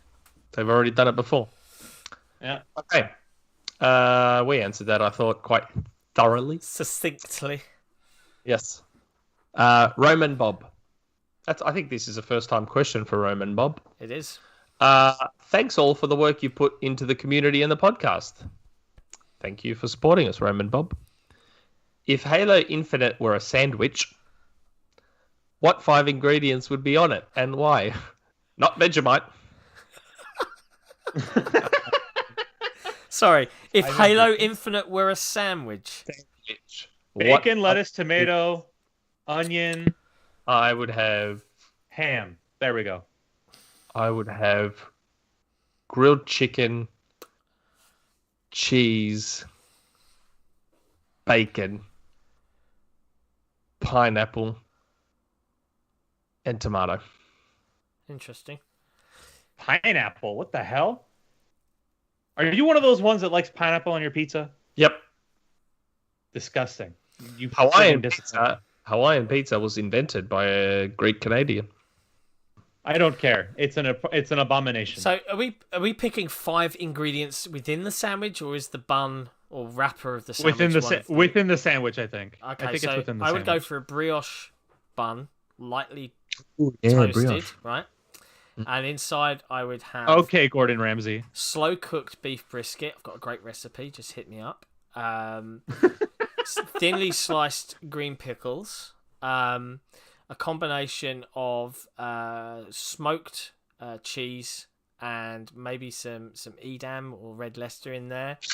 And then I would probably top it off. Yeah, with maybe this really is the Gordon Ramsay show some now. triple cooked in real butter bacon, so it's like breaks apart. It smells like dust. Bacon is great in a sandwich. And have you ever had like? So I can see Cerys is very excited over the pineapple. So, and again, I'm not fully aware of the cuisine of the UK and the US, but in Australia we have burgers with the lot. Yeah. And pineapple is one of the things like you can ask for. And man, pineapple in like a big burger with everything in it. Oh, it's so good. Pineapple, like it's so nice. Yeah. So nice. It's good stuff. I love it. I've started cooking beef brisket. Corey B is correct. Pineapple on pizza is okay, but that's not a pizza. Yes, It's not a pizza. No, it's not a pizza. Pineapple was actually, look, fun fact, the fruit pineapple was actually invented for pizza. No, it wasn't. That's an absolute lie. It was like it was invented for pizza. Someone invented pineapple for pizza. I don't believe disgusting. And I'm absolutely gross. Greeks have the best tasting food, and that's why a Greek person invented Hawaiian pizza. This is the way. No, I'm sorry. Yes, Brit is correct. Pineapple has as much business being on pizza as peanut butter and pickles. Yeah, disgusting. Yeah. Pineapple has as much business as peanut butter. Pickles are disgusting anyway. Pickles are disgusting. I always take them. Let's move on before me and John get absolutely out of my McDonald's. It's all right. I'm gonna get revenge by naming the podcast episode "Pineapple Doesn't Belong on Pizza" and just letting it fly. It's fine. Thank God. Pickles are disgusting. Ugh. Anyway, good question. Thanks. They're like green, moist poo. They're gross. What the heck? I love That's that not an image I need. The live podcasts, they go off the rails hard, man. Towards as soon as we get community questions, it just goes south. It's great. Trav says Greeks also invented the unibrow, so what do they know? I don't have a unibrow though. Look, I'm Greek as, and I don't have a unibrow. I do have bushy eyebrows though, but I don't have a unibrow. Okay. Anyway, next question. Next question. Torn Raptor. Hi guys. Now we are several months into this generation. I wanted to know how you feel about the Xbox Series controller and how it stacks up to past Xbox controllers. For me, I still regularly use the Elite Series 2, as do I, but I have used the Series controller enough when the Elite is charging to come to the opinion that it is their best standard controller they have released yet. Also, any of you blokes excited at all for Avowed? I really hope they show something from it come E3. Okay, so the Series controller, when I first held it, it felt a little bit cheap to me. And I feel like the ends of the analog sticks are a bit small. So for pure comfort and whatever, I still think I prefer the Xbox One controller. The Elite Series 2 is obviously the greatest controller ever crafted by human beings, but that's another ballgame. Oh yeah, sure. With the best, most effective bumpers ever crafted by human beings. But continue. Whatever. Yeah. Okay, so let's just work under the assumption then that everything is okay with the controller, because we're not necessarily talking about build quality, because it seems, I mean, I personally have been quite lucky with controllers. Yep. But it seems that build quality in controllers has taken a dive in the last 10 to 15 years. Personally, did a good video on, I think, Digital Foundry about that, right? On the why? No, it was iFixit. Did a video on why controllers have been going to garbage recently. Like look that up. In my time gaming, which has been 30 plus years, and I've owned obviously a lot of controllers in that time, I've had one left Joy-Con with drift, just one, from the Mario Edition Switch. And I had my Elite version 1 rubber grips start to peel off. That's it. That's all I've had. I've had, obviously, a lot of luck with controllers. Yeah. But the Elite Series 2 is the best. I don't mind the Series controller, but I think I prefer the Xbox One controller just a little bit. Yeah, I did buy the red one for my son. It's the Series interesting. controller. I like you. I have my Elite 2. It's linked to my Series X. It's up here on my 4K TV. And it's predominantly what I've used since launch. I've got both a black and a white Series controller, because I've got the Microsoft obviously gave us the Series S for review. I actually lent that to a really good friend of mine, and I got it back last weekend. So I've been playing more games down on my 1080p set, which is the bigger TV in the house downstairs, and I've started using it again, and it's been the first time in months since launch that I was playing with the Series controller. I forgot how much I missed, and the things I really like about it, I agree with you. I think that it feels just a bee's penis, too small. Too small. Just overall, but I absolutely love the feel of the textured triggers and the grips of the controller. Did you really have to describe the size of the controller? Yeah, bee's dick. As a bee's penis.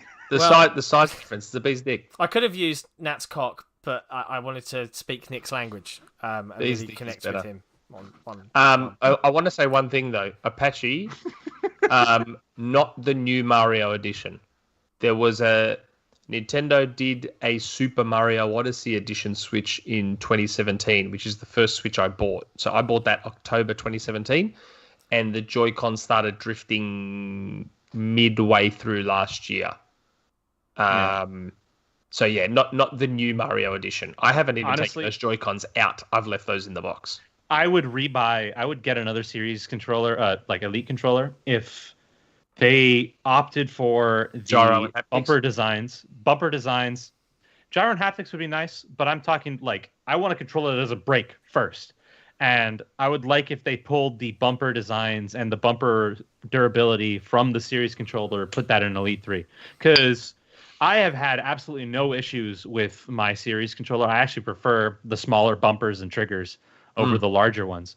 And I would love to see that in an Elite 3. But I can't justify spending $180 on a controller again that breaks on me within 6 months. Yeah. I can't. Yeah. That is ridiculous for the amount of money I'm spending on a controller. See, I'm lucky again, similar to Nick. This has been fine. I've had this since launch. I've been lucky. Plays beautifully. Still my go-to. Love it. I'm happy for the people who are lucky, and I know a few that are really lucky with their controllers. Like personally, I have a few friends of mine who haven't had any issues, but I don't know. I was completely fine with the grips peeling on my Elite 1 because at least the rest of the controller worked. But now I can't. Like the grips might not be peeling on my Elite 2, but I can't. Like the bumpers don't work anymore. And those are actual functional, vital, important components of my controller. I need those bumpers to work. Or I can't throw grenades with any accuracy in Modern Warfare, for example. Yeah, the bumper issues that they had. Use the pedals. Use the pedals instead of the bumpers. I use the paddles for jump, reload, switch weapon, and I basically just replaced my face buttons with the paddles. Oh, okay. Yeah. Second part of John Rackle's question, though. We haven't addressed that. Oh, are you blokes excited at all for Avowed? Yes, tentatively, because it's not Josh Sawyer's project, so I can't be as excited as I would be if it was Josh Sawyer's project. I'm more excited about whatever he's working on. For those that don't know, Josh Sawyer is one of the creative leads behind Fallout New Vegas, and he's a big reason why Oblivion is considered one of the best RPG houses in the world.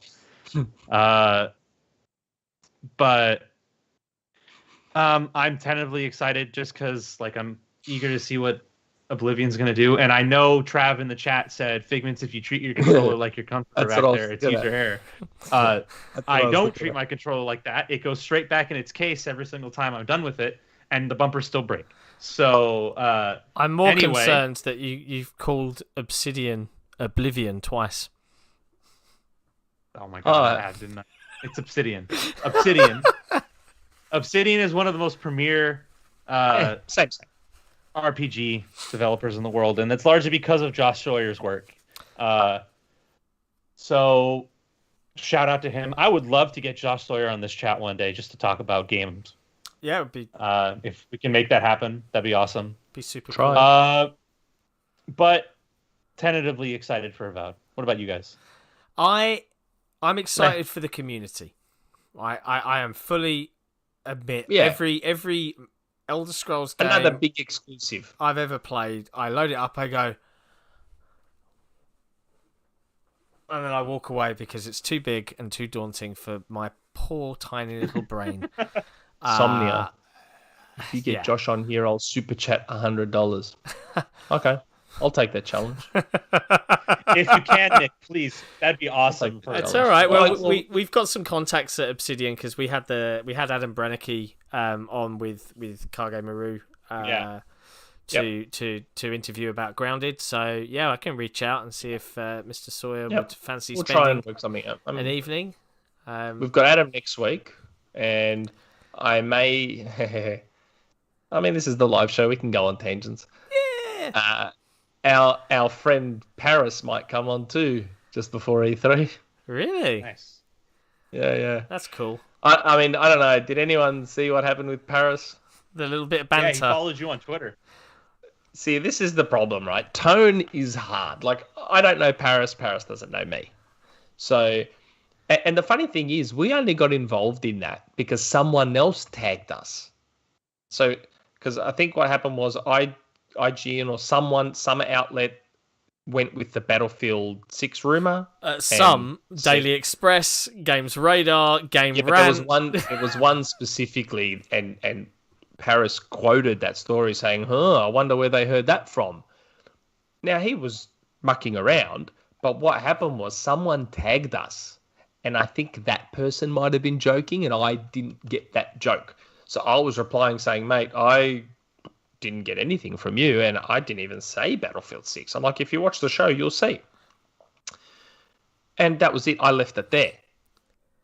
Take care of Somnia, by the way. See you later. Yeah, okay. Somnia's taken off. Yeah. Okay. Anyway, continue. And then I saw Parris tweet something about, there's going to be more big third-party games coming to Game Pass. I predicted it on our show, and his show was like a few days ago. So I then went, and I thought it was in a joking manner, because in his original tweet, he said, put respect on my name. So then he quote tweeted himself about third-party games coming to Game Pass. So I then replied to that tweet with my own Game Pass prediction from like a month ago, saying the same thing, saying, hey, now it's time you put respect on my name. Again, I thought I was joking, but when you don't know someone, you don't get tone. I then discovered in my DMs a message request from Parris where he was like, dude, I was just, it was just a joke. And I was like, oh, sorry, I was only joking too. And like, we worked it all out. We hashed out everything. We hashed out our issues, Parris and I, and realized that each of us was joking, but just did not know. And the end result of all that was that he'll probably come on the show after all of that. And to provide some context and some more amusement here for the audience, I was not aware of any of this. And to be super clear, there are several people within the team that have access to the XboxEra Twitter account. Nick and I, a couple of the other guys. And all I saw, because at this point it was 3-4 o'clock in the afternoon in the UK, dear Mr. Shpeshal Ed was tucked up in bed and hopefully fast asleep, and I saw 2 deleted tweets and then a comment, and it was like I saw Parris, and I was like, and I just put from the XboxEra Twitter account, what did we miss? And I got a response back from someone else, and then Parris replied and said, I said this thing, I was only messing around, but then I didn't want it to be taken seriously, so I deleted it. And I replied being very tactful, as I am. And then I think Sukia posted in our project Discord and was like, oh, we missed Nick's tweet from like 2 hours ago where he was straight to the point and was like, I didn't get it from you. Yeah, but it wasn't. I know you didn't mean it that way. Yeah, I know. I didn't take his... And I said to Parris, I'm like, look, man, I'm Australian. Like, we're pretty blunt. Like, we don't beat around the bush. We just, I didn't take it as an attack. Yeah. But it would be cool to have Parris on. Cerys, sucked in, guys. Can the whole panel say that pineapple is amazing on pizza? Hey, super chat. Yeah, okay, pineapple. It's fine. The whole panel can say pineapple is amazing on pizza. On 3? 1, 2, 3. Pineapple is amazing on pizza. Come on, Cairo. Yeah, I said it. No, you didn't. I'm out the words, but No. we can say I said it. Pineapple Okay. is the best. Pineapple is amazing on pizza, said right. Nick 20 minutes ago. There we go. No. It's the best. Pineapple is the best. I got away with that. Okay. Lamp Tramp is fine with it. So. Okay. Now, I am not going to read out the name of the next person. This person knows who they are. I'm going to call them Nintendo the Goat. Okay. Because they're also known as the Nintendo the Goat. Their new name is inappropriate. Oh, you know what? I'll just say it. Okay, the next question comes from I am erect for Psychonauts 2. Great username. Okay. Hello, John, Nick, and Figments. With the Easy A announcing that Xbox and several other publishers will be returning to E3, he said Easy A. ESA, dude. Yeah. ESA, dude. I'm thinking Easy A is what, as in the Easy Allies. And several other publishers will be returning to E3. How do you three feel about that? Personally, I would have liked them to do their own show in July and give themselves more time. Thanks for the amazing community and podcast. Keep up the great work. We sort of talked about that, didn't we? Yeah. Yeah, it's good. E3 comes back is good. I like having this one central place. I hated the whole 4-month spread of news drops from last year. It just felt needless. Like, instead of, having everything centralized in one show with one big drop, and then we can talk about it for the next couple of months before Gamescom, it was we wait for the next trailer, and then wait for the next trailer, and then wait for the next trailer. And it was just... Yeah. It was ridiculous. It was rubbish. So, yeah. Yeah, that was crap. Okay. Oh, here we go. Let me get this. Oh, I don't want to. Oh no. Here we go. Let's get it on. Yep. Robot. I think you all know what it's time for. Yeah. Here we go. Okay. All right. Hello, lovelies. I'm confused. What's going on? Okay. It's a Cerys question. Don't interrupt. Oh. Don't interrupt. Yeah. Means we're in for the long haul. So I've got my robe out. Okay. My pipe. I'm focused. Hello, lovelies. Today you shall be known as Nurofen Spice and Vegemite Spice. Why are you Nurofen? I pop Nurofen like Tic Tacs. Because of my back. Oh, okay. I'll happily be called Cocodamol Spice if that's preferable. Yeah, I should be Nurofen Spice. I pop Nurofen like Tic Tacs. Bad for your liver. Bad for your liver. And if Figments is back, I don't know. Let's go with Professor Coriander. I'm fine with that. So, what's with Sony? Meh. How will Microsoft respond to Sony? Nah. These weekly shows are really taxing my ability to compose a worthwhile question. We played Pandemic Legacy last weekend with a friend who works in a hospital and, like us, is immunized against the current leprosy. We got, for some reason, talking about games of our youth. Netball, Rounders, British Bulldogs, Kiss Chasey. I wasn't fully sure I understood the German variants discussed, but most seem to revolve around the annexation of neighbouring schoolyards. My question is coming presently. Are you ready? Go. Were the XboxEra panel to meet the XboxEra community on the Schoolyard of Honour, what game from your youth would you like to play? I vote for British Bulldogs, so Sick can explain it. I know British Bulldogs. We played it in Australia too. I have no idea what British Bulldogs is. It's not just a British thing. And remember, we're your prisoners. So we know all the stuff you do anyway. So I used to play British Bulldogs at primary school as well. I know what British Bulldogs is. I have no idea what that is. Okay, so...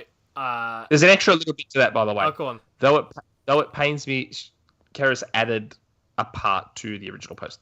Though it pains me to point out the deliberate joke in poking fun of Germany, I would like to say, for the cheap seats, I am married to a German, live in Germany, work in Germany, and absolutely adore Germany. Fair enough. That's fine. You didn't have to do that. That's okay. What would we play with the community if we met them in the schoolyard? Kiss chase. Kiss chasey. we used to call in Australia. No we called it kiss chasey. We call it kiss chasey. I have no idea what these are. Or peanuts. I would play down ball. For the record, to anyone listening in the chat right now, they're just saying words to me. I don't know what they mean. They're just sounds coming out of the mouths of human beings. Okay. Do you remember, John? Did you guys play down ball? Down ball, unless it's referred to as a different name to what I would call it. What's the rule? Down ball is that one where it's either a tennis ball or something like that, and you've got to hit it down towards off a wall, and it's got to bounce back off the wall, and then you hit it down, almost like tennis, like if you were playing solo tennis against the wall. Isn't that called squash? You could, I mean, it's not squash. It's with a tennis ball, and you're playing it in the schoolyard, and you're using your hand as the racket. Oh, okay. We called it. I know they're schoolyard games at recess 10K, but at the same time, they're schoolyard games with names that I don't know. and like with squash, the ball has to hit up. With down ball, you've got to hit it down first. I've never played down ball. The wall. Yeah, I used to play down ball a lot. I'd play down ball. I like down ball. To explain British Bulldogs, I actually made... I know what squash is. I know you do. No, I'm talking to Suka Brute. Nick just found out what squash is. My dad used to play squash. I know what squash is. British Bulldogs is I made this in Halo Reach as an infection variant. So it's basically you start off like if you've got however many people, 2 people are Bulldogs and they stand in the middle, and you have to run from one end of the playground to the other without getting tagged to score a point, right? And it's just back and forth. Variant. Yeah, it is a tag variant. That feels like almost a variant of Red Robin, or no, Red Rover. Yeah, maybe that's the American version. I would also maybe play Peanuts. Have you ever played Peanuts? No. Okay, so Peanuts is where you grab the hands of I another agree, person. Cinedex. They are making things up right now. You grab the hands of the other person, and you have to bend their fingers back until they say Peanuts, and then you let go. And fun fact... Oh, we had a game like that. It just wasn't called Peanuts. I can't remember what it was called. Fun fact, I played Peanuts, and I played Peanuts with a young lady, I was 11, called Amanda Clare. She was my first girlfriend, and she had a real grip on her, and she hurt my hand, so I broke up with her. Okay. Peanuts. We didn't call it Peanuts. I can't remember what we called it. Like, we had the one where you both, like, you're standing opposite the other person, you lock fingers with both hands, and both of you try to, like, bend the other way. Similar that's thing. basically Mercy, fail axis. That's basically Mercy. Yeah, and also the one, what's it called, where you hold your hands out and they've got to slap them. Oh, yeah. I don't know what that's called, though.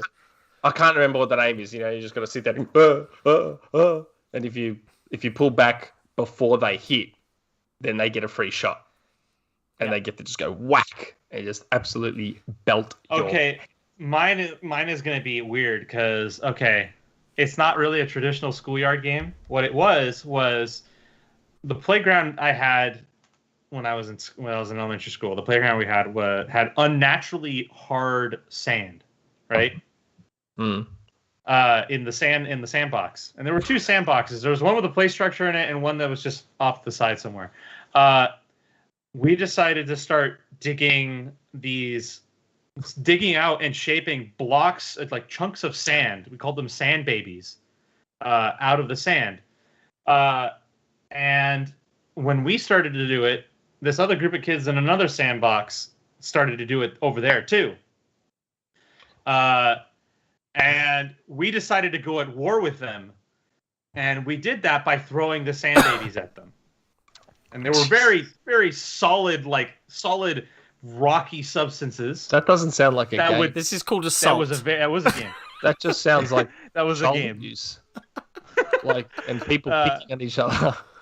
Oh my lord! No, that was a game. That does sound slightly weird. We threw it at each other. Was it called Sand Babies? Was the game called Sand Babies? There was no game. It was called a war. Good lord. And when the sand chunk would hit you, it'd like burst into like a cloud of sand and go everywhere and get in everything. And yeah, it was Sounds brutal, dude. Yeah. Fair. It was war. Okay. Why, Jesse? You shouldn't have deleted that comment. I thought that was funny. PlayStation better. PlayStation better. I just ignored it. I wanted to see.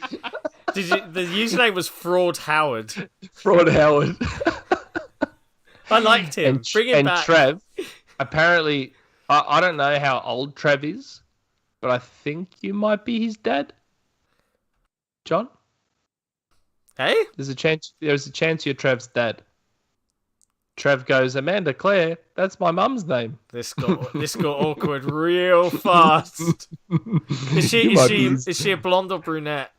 You might be his dad. I'm gonna call. Oh yeah, hold on, I just saw it. He then posted saying dad. I'm gonna actually. So there you go. Trev, I might actually have to change your tag on the forums to Six Son. Amazing. Mate. Amazing. That's. Oh, I hope ask these other questions because then Cerys added another one. Yeah, it's part of the same group. So open only in emergencies. Sorry, 3 drinks into Friday, and I just remembered my original question. I wondered if anyone could think of any old yet bad games who would benefit from a remake you would rather see being remade than good ones, like Carrie being the film pointlessly remade, or Psycho. That's a tricky question. A bad game to get remade. I mean, I already got my wish on that. It's called what's that? Bubsy 3D. Yeah, there we go. I've got one, but it's a bit of a weird. But I bet you several pounds. I don't know where I was going with that. That a lot of Halo fans would agree, because it technically is already a remake, and that's Halo Anniversary, Halo CE Anniversary.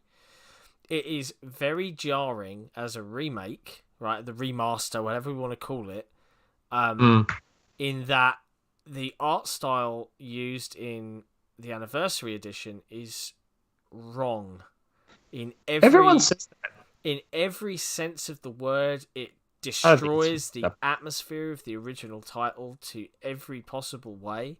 I think it's fine. Whereas with Halo 2 Anniversary, made by arguably the same development studio, they nailed bringing that forward. So yeah, if I could go back and remake Halo Anniversary, I would get a different artist team in to actually do a good job. That would be my... It's a bit of an odd one. A remaster of a remaster? Yeah, a remake of a remaster would be... I'm trying to think of a remake of a bad game that could make it good. Is that what Kara said? Yeah. Yeah, that would benefit from a remake. God, is Sea of Thieves a remake of something? I don't know. Don't convey that. No, it doesn't look better at all. It's just I can't think of it. It looks better if you're really drunk, maybe. I genuinely, when I play Halo, they're bad games. Yeah, they're bad games. How can you rescue it without being a different game? That's what I'm saying. I'm like a game that needs, that can be improved. God, you can say Streets of Rage 4. That makes sense. No, Streets of Rage games are always perfection. I'm just trying to think. What's a bad game that with some... To me, a lot of the games that would fall in this category would be like more recent 3D games. More so than old 16-bit games, 8-bit games. DDBS in the chat is suggesting Recore. What about that? Well, yeah, I thought Recore, but I'm like, is that too recent? Like, is it a bad game? Yeah, and I was about to say Mario 64, but Mario 64 wasn't a bad game. It's just aged horribly. But, Mario 64 being remade with the Mario Odyssey engine would be unbelievable. I'm surprised they didn't do that for the 3D 3D All Stars. The rumor was that that's what they were doing. That was the rumor. Turns out it's the complete opposite of that. But yeah, Mario 64. Rest in peace, Mario. It wasn't a bad game, but it has aged horrifically. And if it was remade in the Mario Odyssey engine, that would be amazing. Yeah. I guess that's my answer, even though it's half wrong. Fair enough. Good questions. Good question, Cerys. Thank you. Yep. Thank you for the ride. Proven. Hello, panel. Jerk off. So it seems like E3 could potentially be stacked. Halo, Starfield, Kojima, etc. Do you expect Microsoft to lay out everything on the table during this year's E3, or will they hold stuff back? Microsoft has too many games, it seems, and it might take 4 hours to announce everything they've planned. I think they're not going to announce everything. Yeah. I mean, Jeff Grubb sounds like he intimated they're not going to have that much technically either. I think they'll be somewhere in between. But everyone's idea of stacked is very different. Yeah. Like if they only announce, let's say they only talk about 5 games, but they're all 5 games you're like super hyped about, then all of a sudden they had a stacked show. But if they have 5 games and you don't care about any of them, it's the worst show of all time. It just depends on your perspective. I don't think they're going to lay all their cards on the table. I don't think they should. No, they shouldn't. You even should. Don't be Sony. Don't do that, because then you end up with E3 of Dreams is nice, but once you have one, you're not going to have another good E3 for years. You end up with 6 E3s that are the same. Yeah, I think that's on the money, right? You can expect it to land somewhere in the middle. I think we'll see deep dives on Starfield, Halo Infinite. I think we'll see Forza Horizon 5 revealed. I then think you'll see maximum from Xbox Game Studios Publishing, right? So not from whatever third parties they reveal there, but I think you'll probably see like 3 or 4, maybe not even that. 3's probably ambitious too. And then we might get updates on already announced titles, but I don't think we'll see a lot of new announced. Maybe 1 or 2 from Game Studios. Yeah, and it would probably be, I assume it would be global publishing stuff too. Yeah. Oh, Relo K in the chat, Jeff Grubb took back his comments about a week. Oh, did Microsoft. he? See, well, there you go. That's why I said it might be somewhere in between. Because just based on what I know, I would have been surprised if E3 was weak, just based on what I know. But I did. Again, I am Mr. Temper Expectations. Everyone knows that. And as we get closer to June, I'll try and find out if those expectations should be tempered or not. But yeah, I think that's it. Cool. Saint Irv, since that's what it is. I have a 2-part question. Both are hypothetical. If Microsoft were to acquire Discord, that's not hypothetical, they are.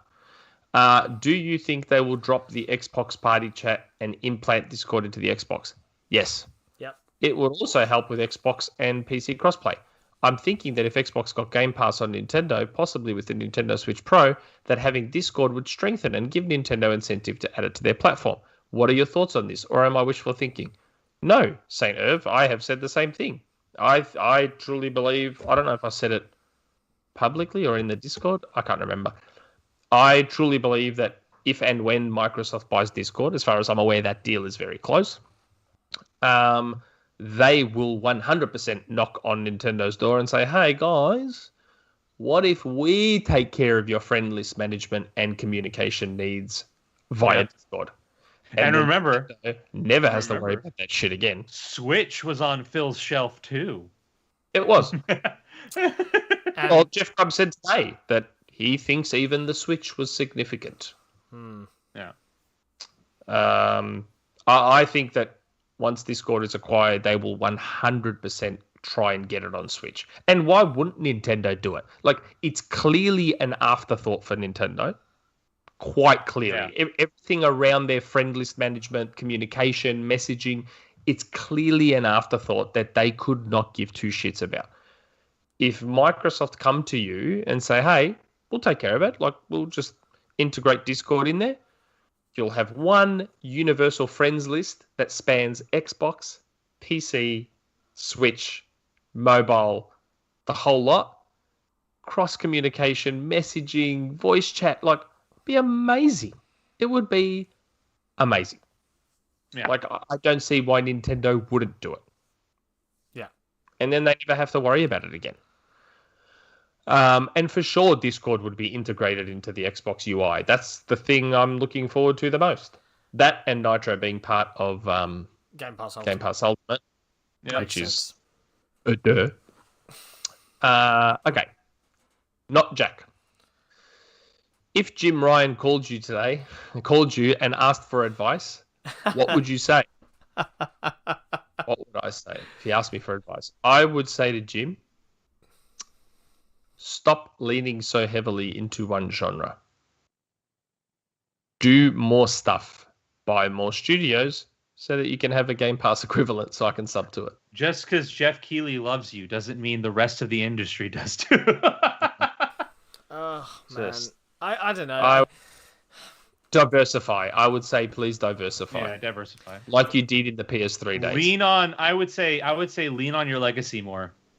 If there's no reason, Yeah, BC. Good one. lean Yes. on your legacy. Don't 100% look at what Microsoft is doing. There is absolutely no reason why PS1, PS2 games can't be backwards compatible, digitally sold to the store. Do what Microsoft is doing. Try and get the rights to as many as you can to sell it and put it on PSN. There is absolutely no reason the PS5 cannot run those games.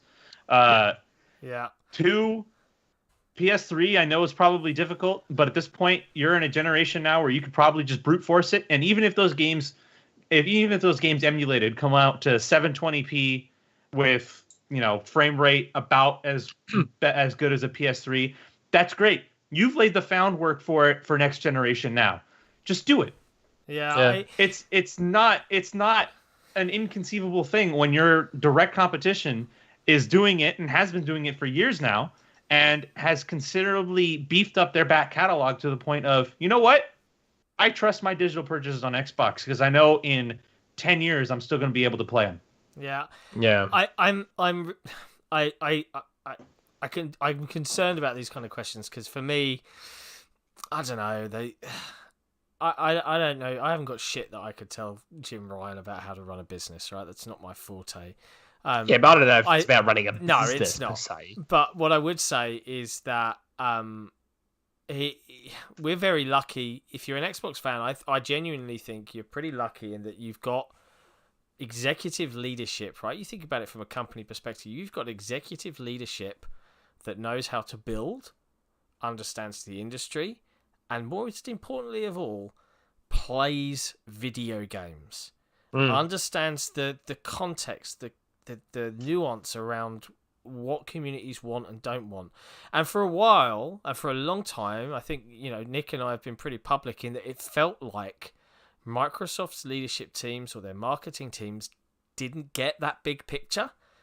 And I'm starting to lean towards that maybe they've cracked it.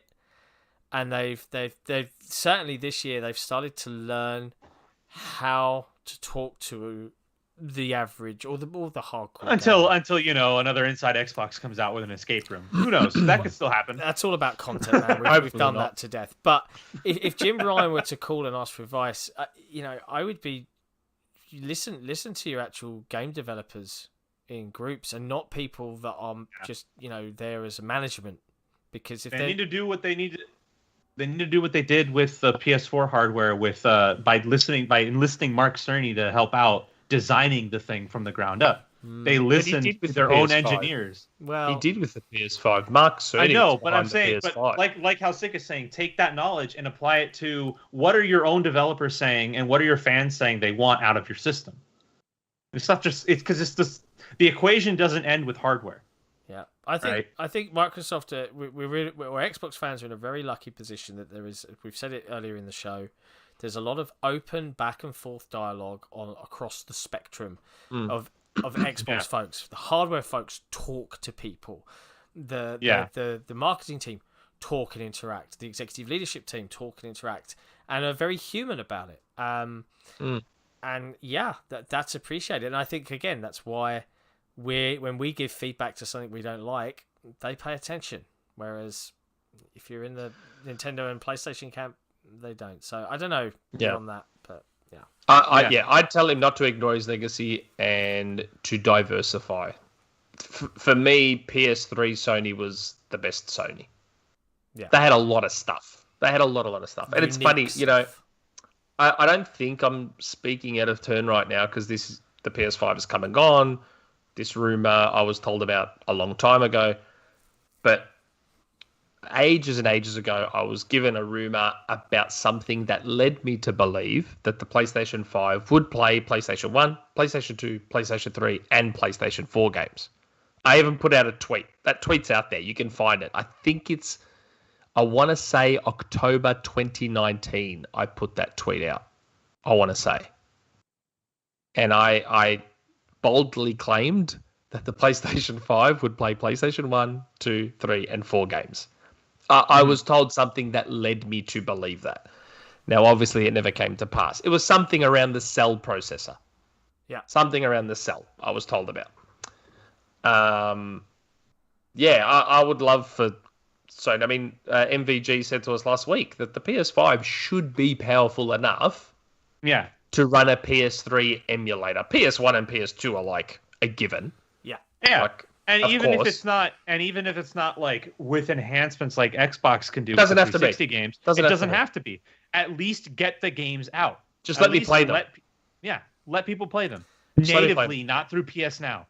On the box. No, not streaming. Yeah, even if it has to be digital only, because I think, if I'm not mistaken, and please correct me, anyone who's watching and knows, I don't think the PS5 would technically be able to read PS1 games on disc.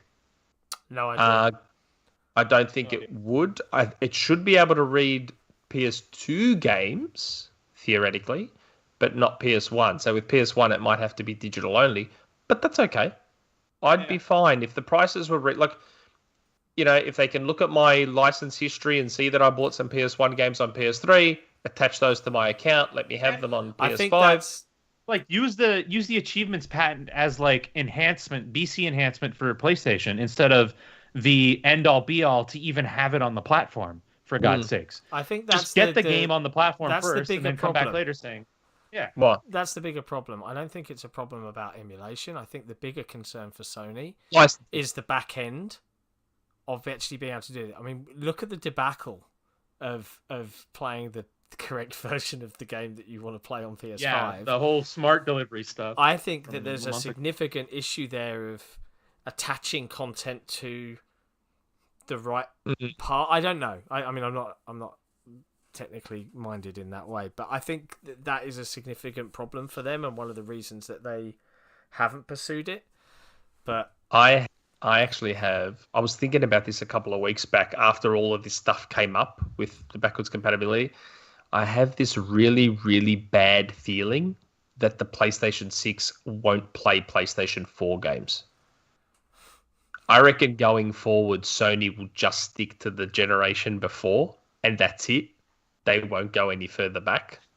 That would be terrible. I don't. It's just. Because I was like, I went into EB and I noticed that you can't buy brand new PlayStation 4 Pros anymore. And I'm like, oh, that's annoying. Because I was thinking of picking up a PS4 Pro. I don't know why. I had one. I sold it. I was thinking of picking up a PlayStation 4 Pro because I just had this feeling. Because I didn't want to keep a PS5 around when the PS6 comes out. Like, I didn't want to keep a PS5 around just for PS4 games. Because I don't know. I hope I'm wrong. I've just got this bad feeling that the PS6 is not going to play PS4 games.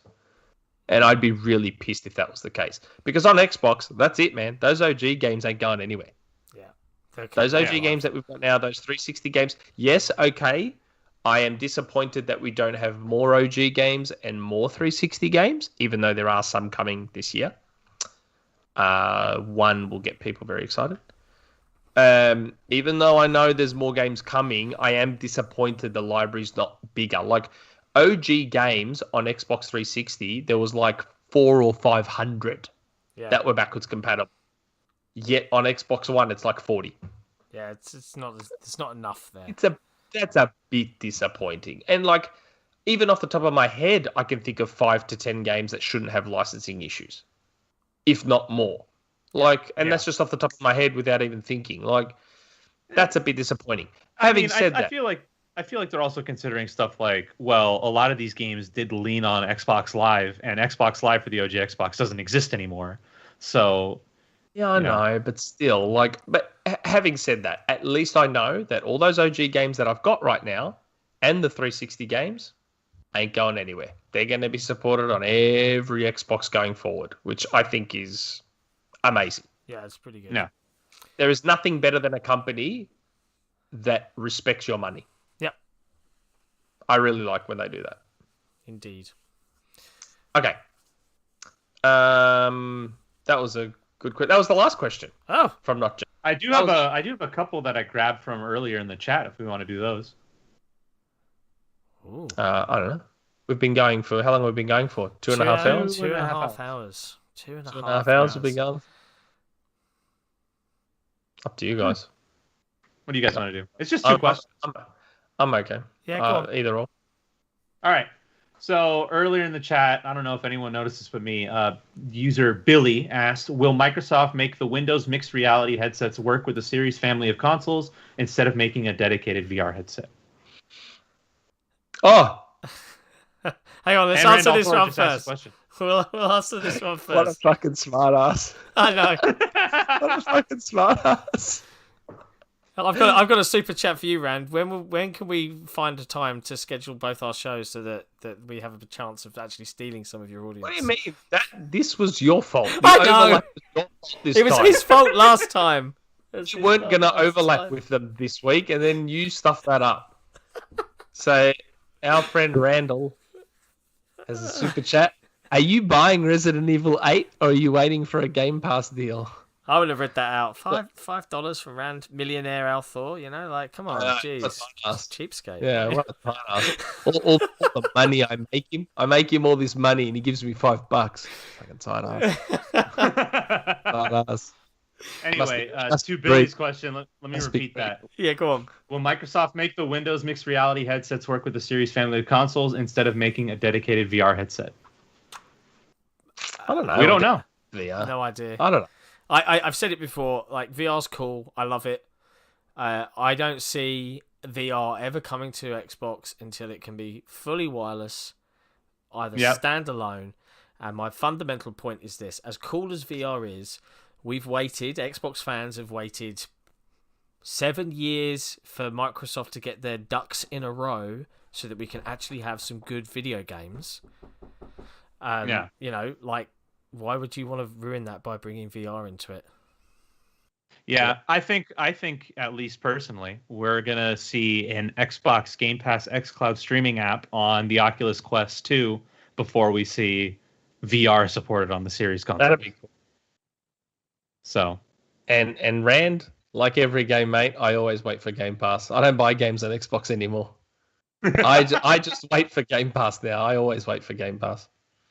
Last question from Ashen1. Does it seem unbelievable, in your opinion, if every major title, varied in terms of different genres, release day one on Game Pass in months or weeks where Microsoft first parties aren't releasing anything?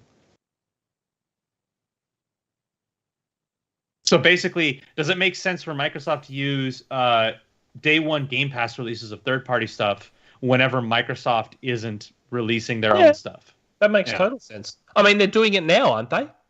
Yeah. We've got Outriders. We've got MLB. And because there's been nothing from Xbox. And, you know, I'm sure there's more coming soon. All while Microsoft That smile says Nick knows exactly what's coming soon. Look, I don't know 110% officially what's coming. What I do know is what is currently being discussed, negotiated or discussed. Like, that's what I know. And if they get all those, mate. This year's unlocked for Xbox. The reaction you saw to MLB ain't got nothing on this. Ain't got nothing. Anyway, that was it. Yeah. That excites me. Just seeing that explosion of what?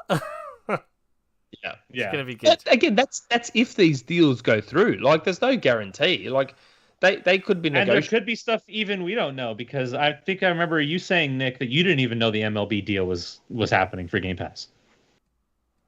Did I? I don't know. Did I say that? I think you did. I remember hearing you say it. Okay. I may have been lying about that. I don't know. I'm. Some people found my tweet and looked back. Like, it's funny. So, do you remember my? And again, remember, I say things specifically, and I say them for a reason. There was a tweet I put out a while back, and someone on Rumour, because I found their post from the 5th of March, so over a month ago.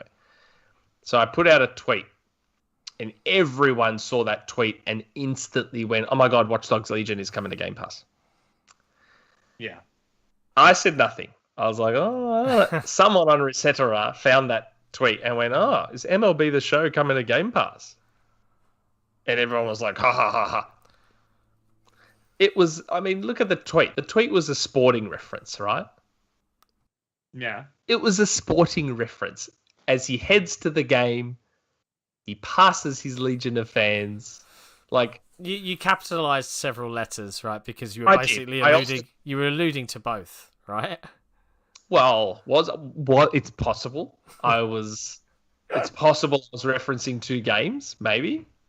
I don't know. Yeah. I don't know. Nick never kisses and tells. I can tell you that much. Yeah, I don't know.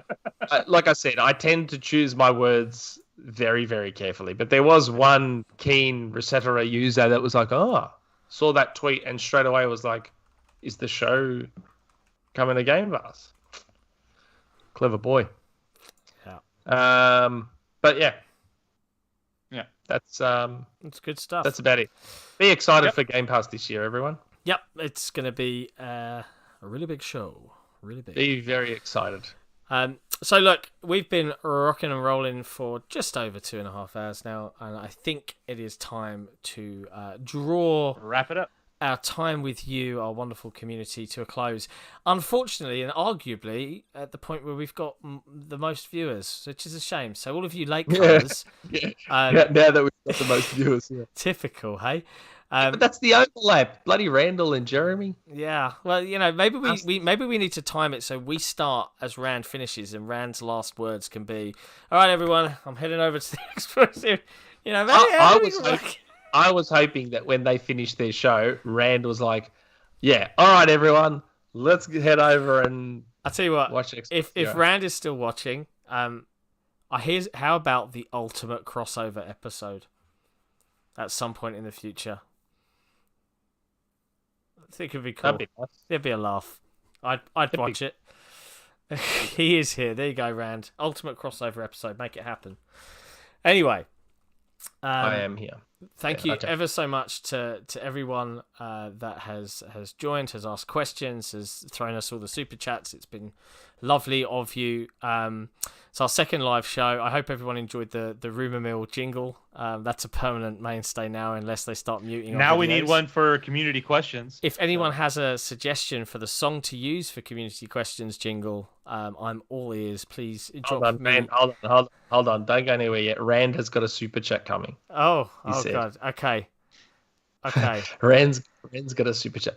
Well, I said to Rand, I harassed Randall, and I said to him, I want to be a guest on Xbox 2. I like how you're calling him Xbox Randall, 3. Like you're an old man calling a boy by his full name to let him know he's in trouble. Randall and I are on a first name basis. He calls me Nick, and I call him Randall. Is it not Nicholas? No, only my parents call me Nicholas. And I said to him, I want to be a guest on Xbox 2, make it an Xbox 3 episode. He said, we've never had guests before. I said, well, I'm going to be the first guest. Wow. So I think I'll be the first guest. Nice. That's fine. What do we chop liver? I'm sure he'll jump into the chat now and shoot it down. Yeah, Jez said no. He says you suck. Jez said no. And you know what, Cerys? I was thinking the exact same thing. And this robe is actually having an effect on me because my legs are crossed underneath this table. All right, so Rand Althor, $5 in the chat, says, so a few people on my show said that Tyler McVicker, during his show, says that Valve and Xbox are working to get Game Pass on Steam. Thoughts? We actually covered this. We literally talked about it. We discussed this. And someone asked it earlier in the chat too. We actually talked about this. Like we expect that Phil wants Game Pass everywhere. Yeah. Yes. Everywhere. absolutely everywhere. And if he can get it on your Samsung smart fridge, he's gonna do it. Yep. If they can get it, who knows? I would not be surprised if Microsoft. So obviously the browser thing is very important. I would not be surprised if Microsoft are looking to get like an Xbox app, be it xCloud. Sorry, I was busy doing a show. I would not be surprised if they are trying to get xCloud and Game Pass literally everywhere. Not even just gaming like platforms. Like, imagine a world where you book a hotel, you've gone on a holiday, you book a hotel, and you know how your hotel TV is hooked up to like different cable networks and TV channels and all this other stuff. I would not be surprised if Microsoft even try and get like an Xbox app onto like hotel TVs, and you just bring your Xbox controller along, sync it to the TV, and just play xCloud in the hotel that you're on holiday. Can you imagine that at E3? Ladies and gentlemen, we're proud to present our partnership with Marriott. Please applaud. I think that's where they're heading. I think they're heading to that point where it's in, they on LG TVs, on Samsung's TVs, they've got it in hotels. It's just absolutely they want you to be able to access xCloud and Game Pass everywhere. Yeah. Everywhere. Like Game Pass is now the platform. It's not Xbox anymore. It's Game Pass. Xbox is just a part of it now. Like Xbox is a part of that Game Pass platform, effectively. Yeah.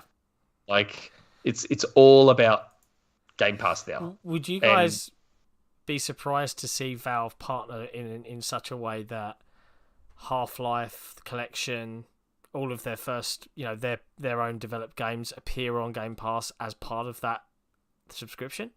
Would you be surprised to see something like that?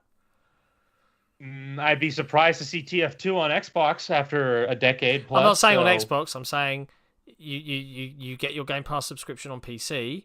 It's when it's announced and it arrives and it comes to Steam, that it includes the entire Valve collection as part of that Game Pass. Because you can get it for like, I don't know, who has Steam and doesn't have the entire Valve collection. But I wouldn't be surprised to see it as a part of that deal, the console games that are available, Portal 1, 2... Because this would be a separate Game Pass for Steam, wouldn't it? It would be, yeah. I guess you would log in, but it would be the same curated game. So all the games that are on the Win 10 store, presumably, are all on Steam, and it would just be your membership you'd be able to use Steam as your fuel to download your games rather than the Windows 10 store. That's what I see. Maybe I see Valve making their own subscription service before Microsoft has Valve games on Game Pass. I don't know about that. I don't know. I think maybe the Game Pass deal becomes their subscription thing. Like they'll probably, like I said, there'll probably be a future where they've got Game Pass on Switch, and it'll be called Game Pass for Switch, Game Pass for PC, Game Pass for Xbox, Game Pass for Steam. Like there'll be a Game Pass SKU for whatever platform they are on. And I'm sure they want a PlayStation 1 as well. Yeah. I don't think Sony wants a PlayStation 1, but I'm sure Microsoft wants it. Yeah, that's a good question. I'm curious to see. I think this summer, as well as, you got to remember, as well as all the actual game stuff we'll see at E3, now it's back, there's going to be services announcements. Will we see the rumoured, little mini Fire Stick style xCloud device? Will we get an update to say, oh yeah, as of August 2021 we're going to have Series X blades in our data centers? I doubt it because of the global sort of silicon shortage anyway. Chip at the shortages. Moment. But yeah, it's intriguing. It's funny. I went back and played on an Xbox One X. Like my little boy picked up some games and I was watching one of them load, and I was like, man, how was this okay a year ago? Yeah, painful. That's why I've always said, man, the SSDs are what I was most excited about. Yeah, absolutely. Rocket League loads so fast. Yeah, I love how quickly Rocket League loads. Yeah, it's great. But yeah, so anyway, right, that's it. We're gonna call it. Rand got us for an extra 10 minutes. We love you. Thank you for popping by. Thank you to all of our community, our patrons, everybody that's sort of jumped in the chat. It's been very conversational this evening. We hope you've enjoyed yourselves. We'll be back next week for a standard episode. Where we have Mr. Adam Icegreen to talk all about a lot of age. All about Age 4, because obviously the big reveal is tomorrow. And maybe we'll see if we can tease some conversation around Shadowrun and his thoughts on that while we're there. Until next time, Definitely. We'll see you then. Please, everyone, don't forget, like and subscribe. Oh yeah, follow us on all the socials. Come on, mate. Come on. This is the business. Come on. Don't forget to like and subscribe, guys. Yeah, all of that jazz. And go watch my It Takes Two review, because it's really good and it needs some love. Peace out. We'll see you next time. Be careful, it takes two to read it. Ciao for now. See you later, everyone.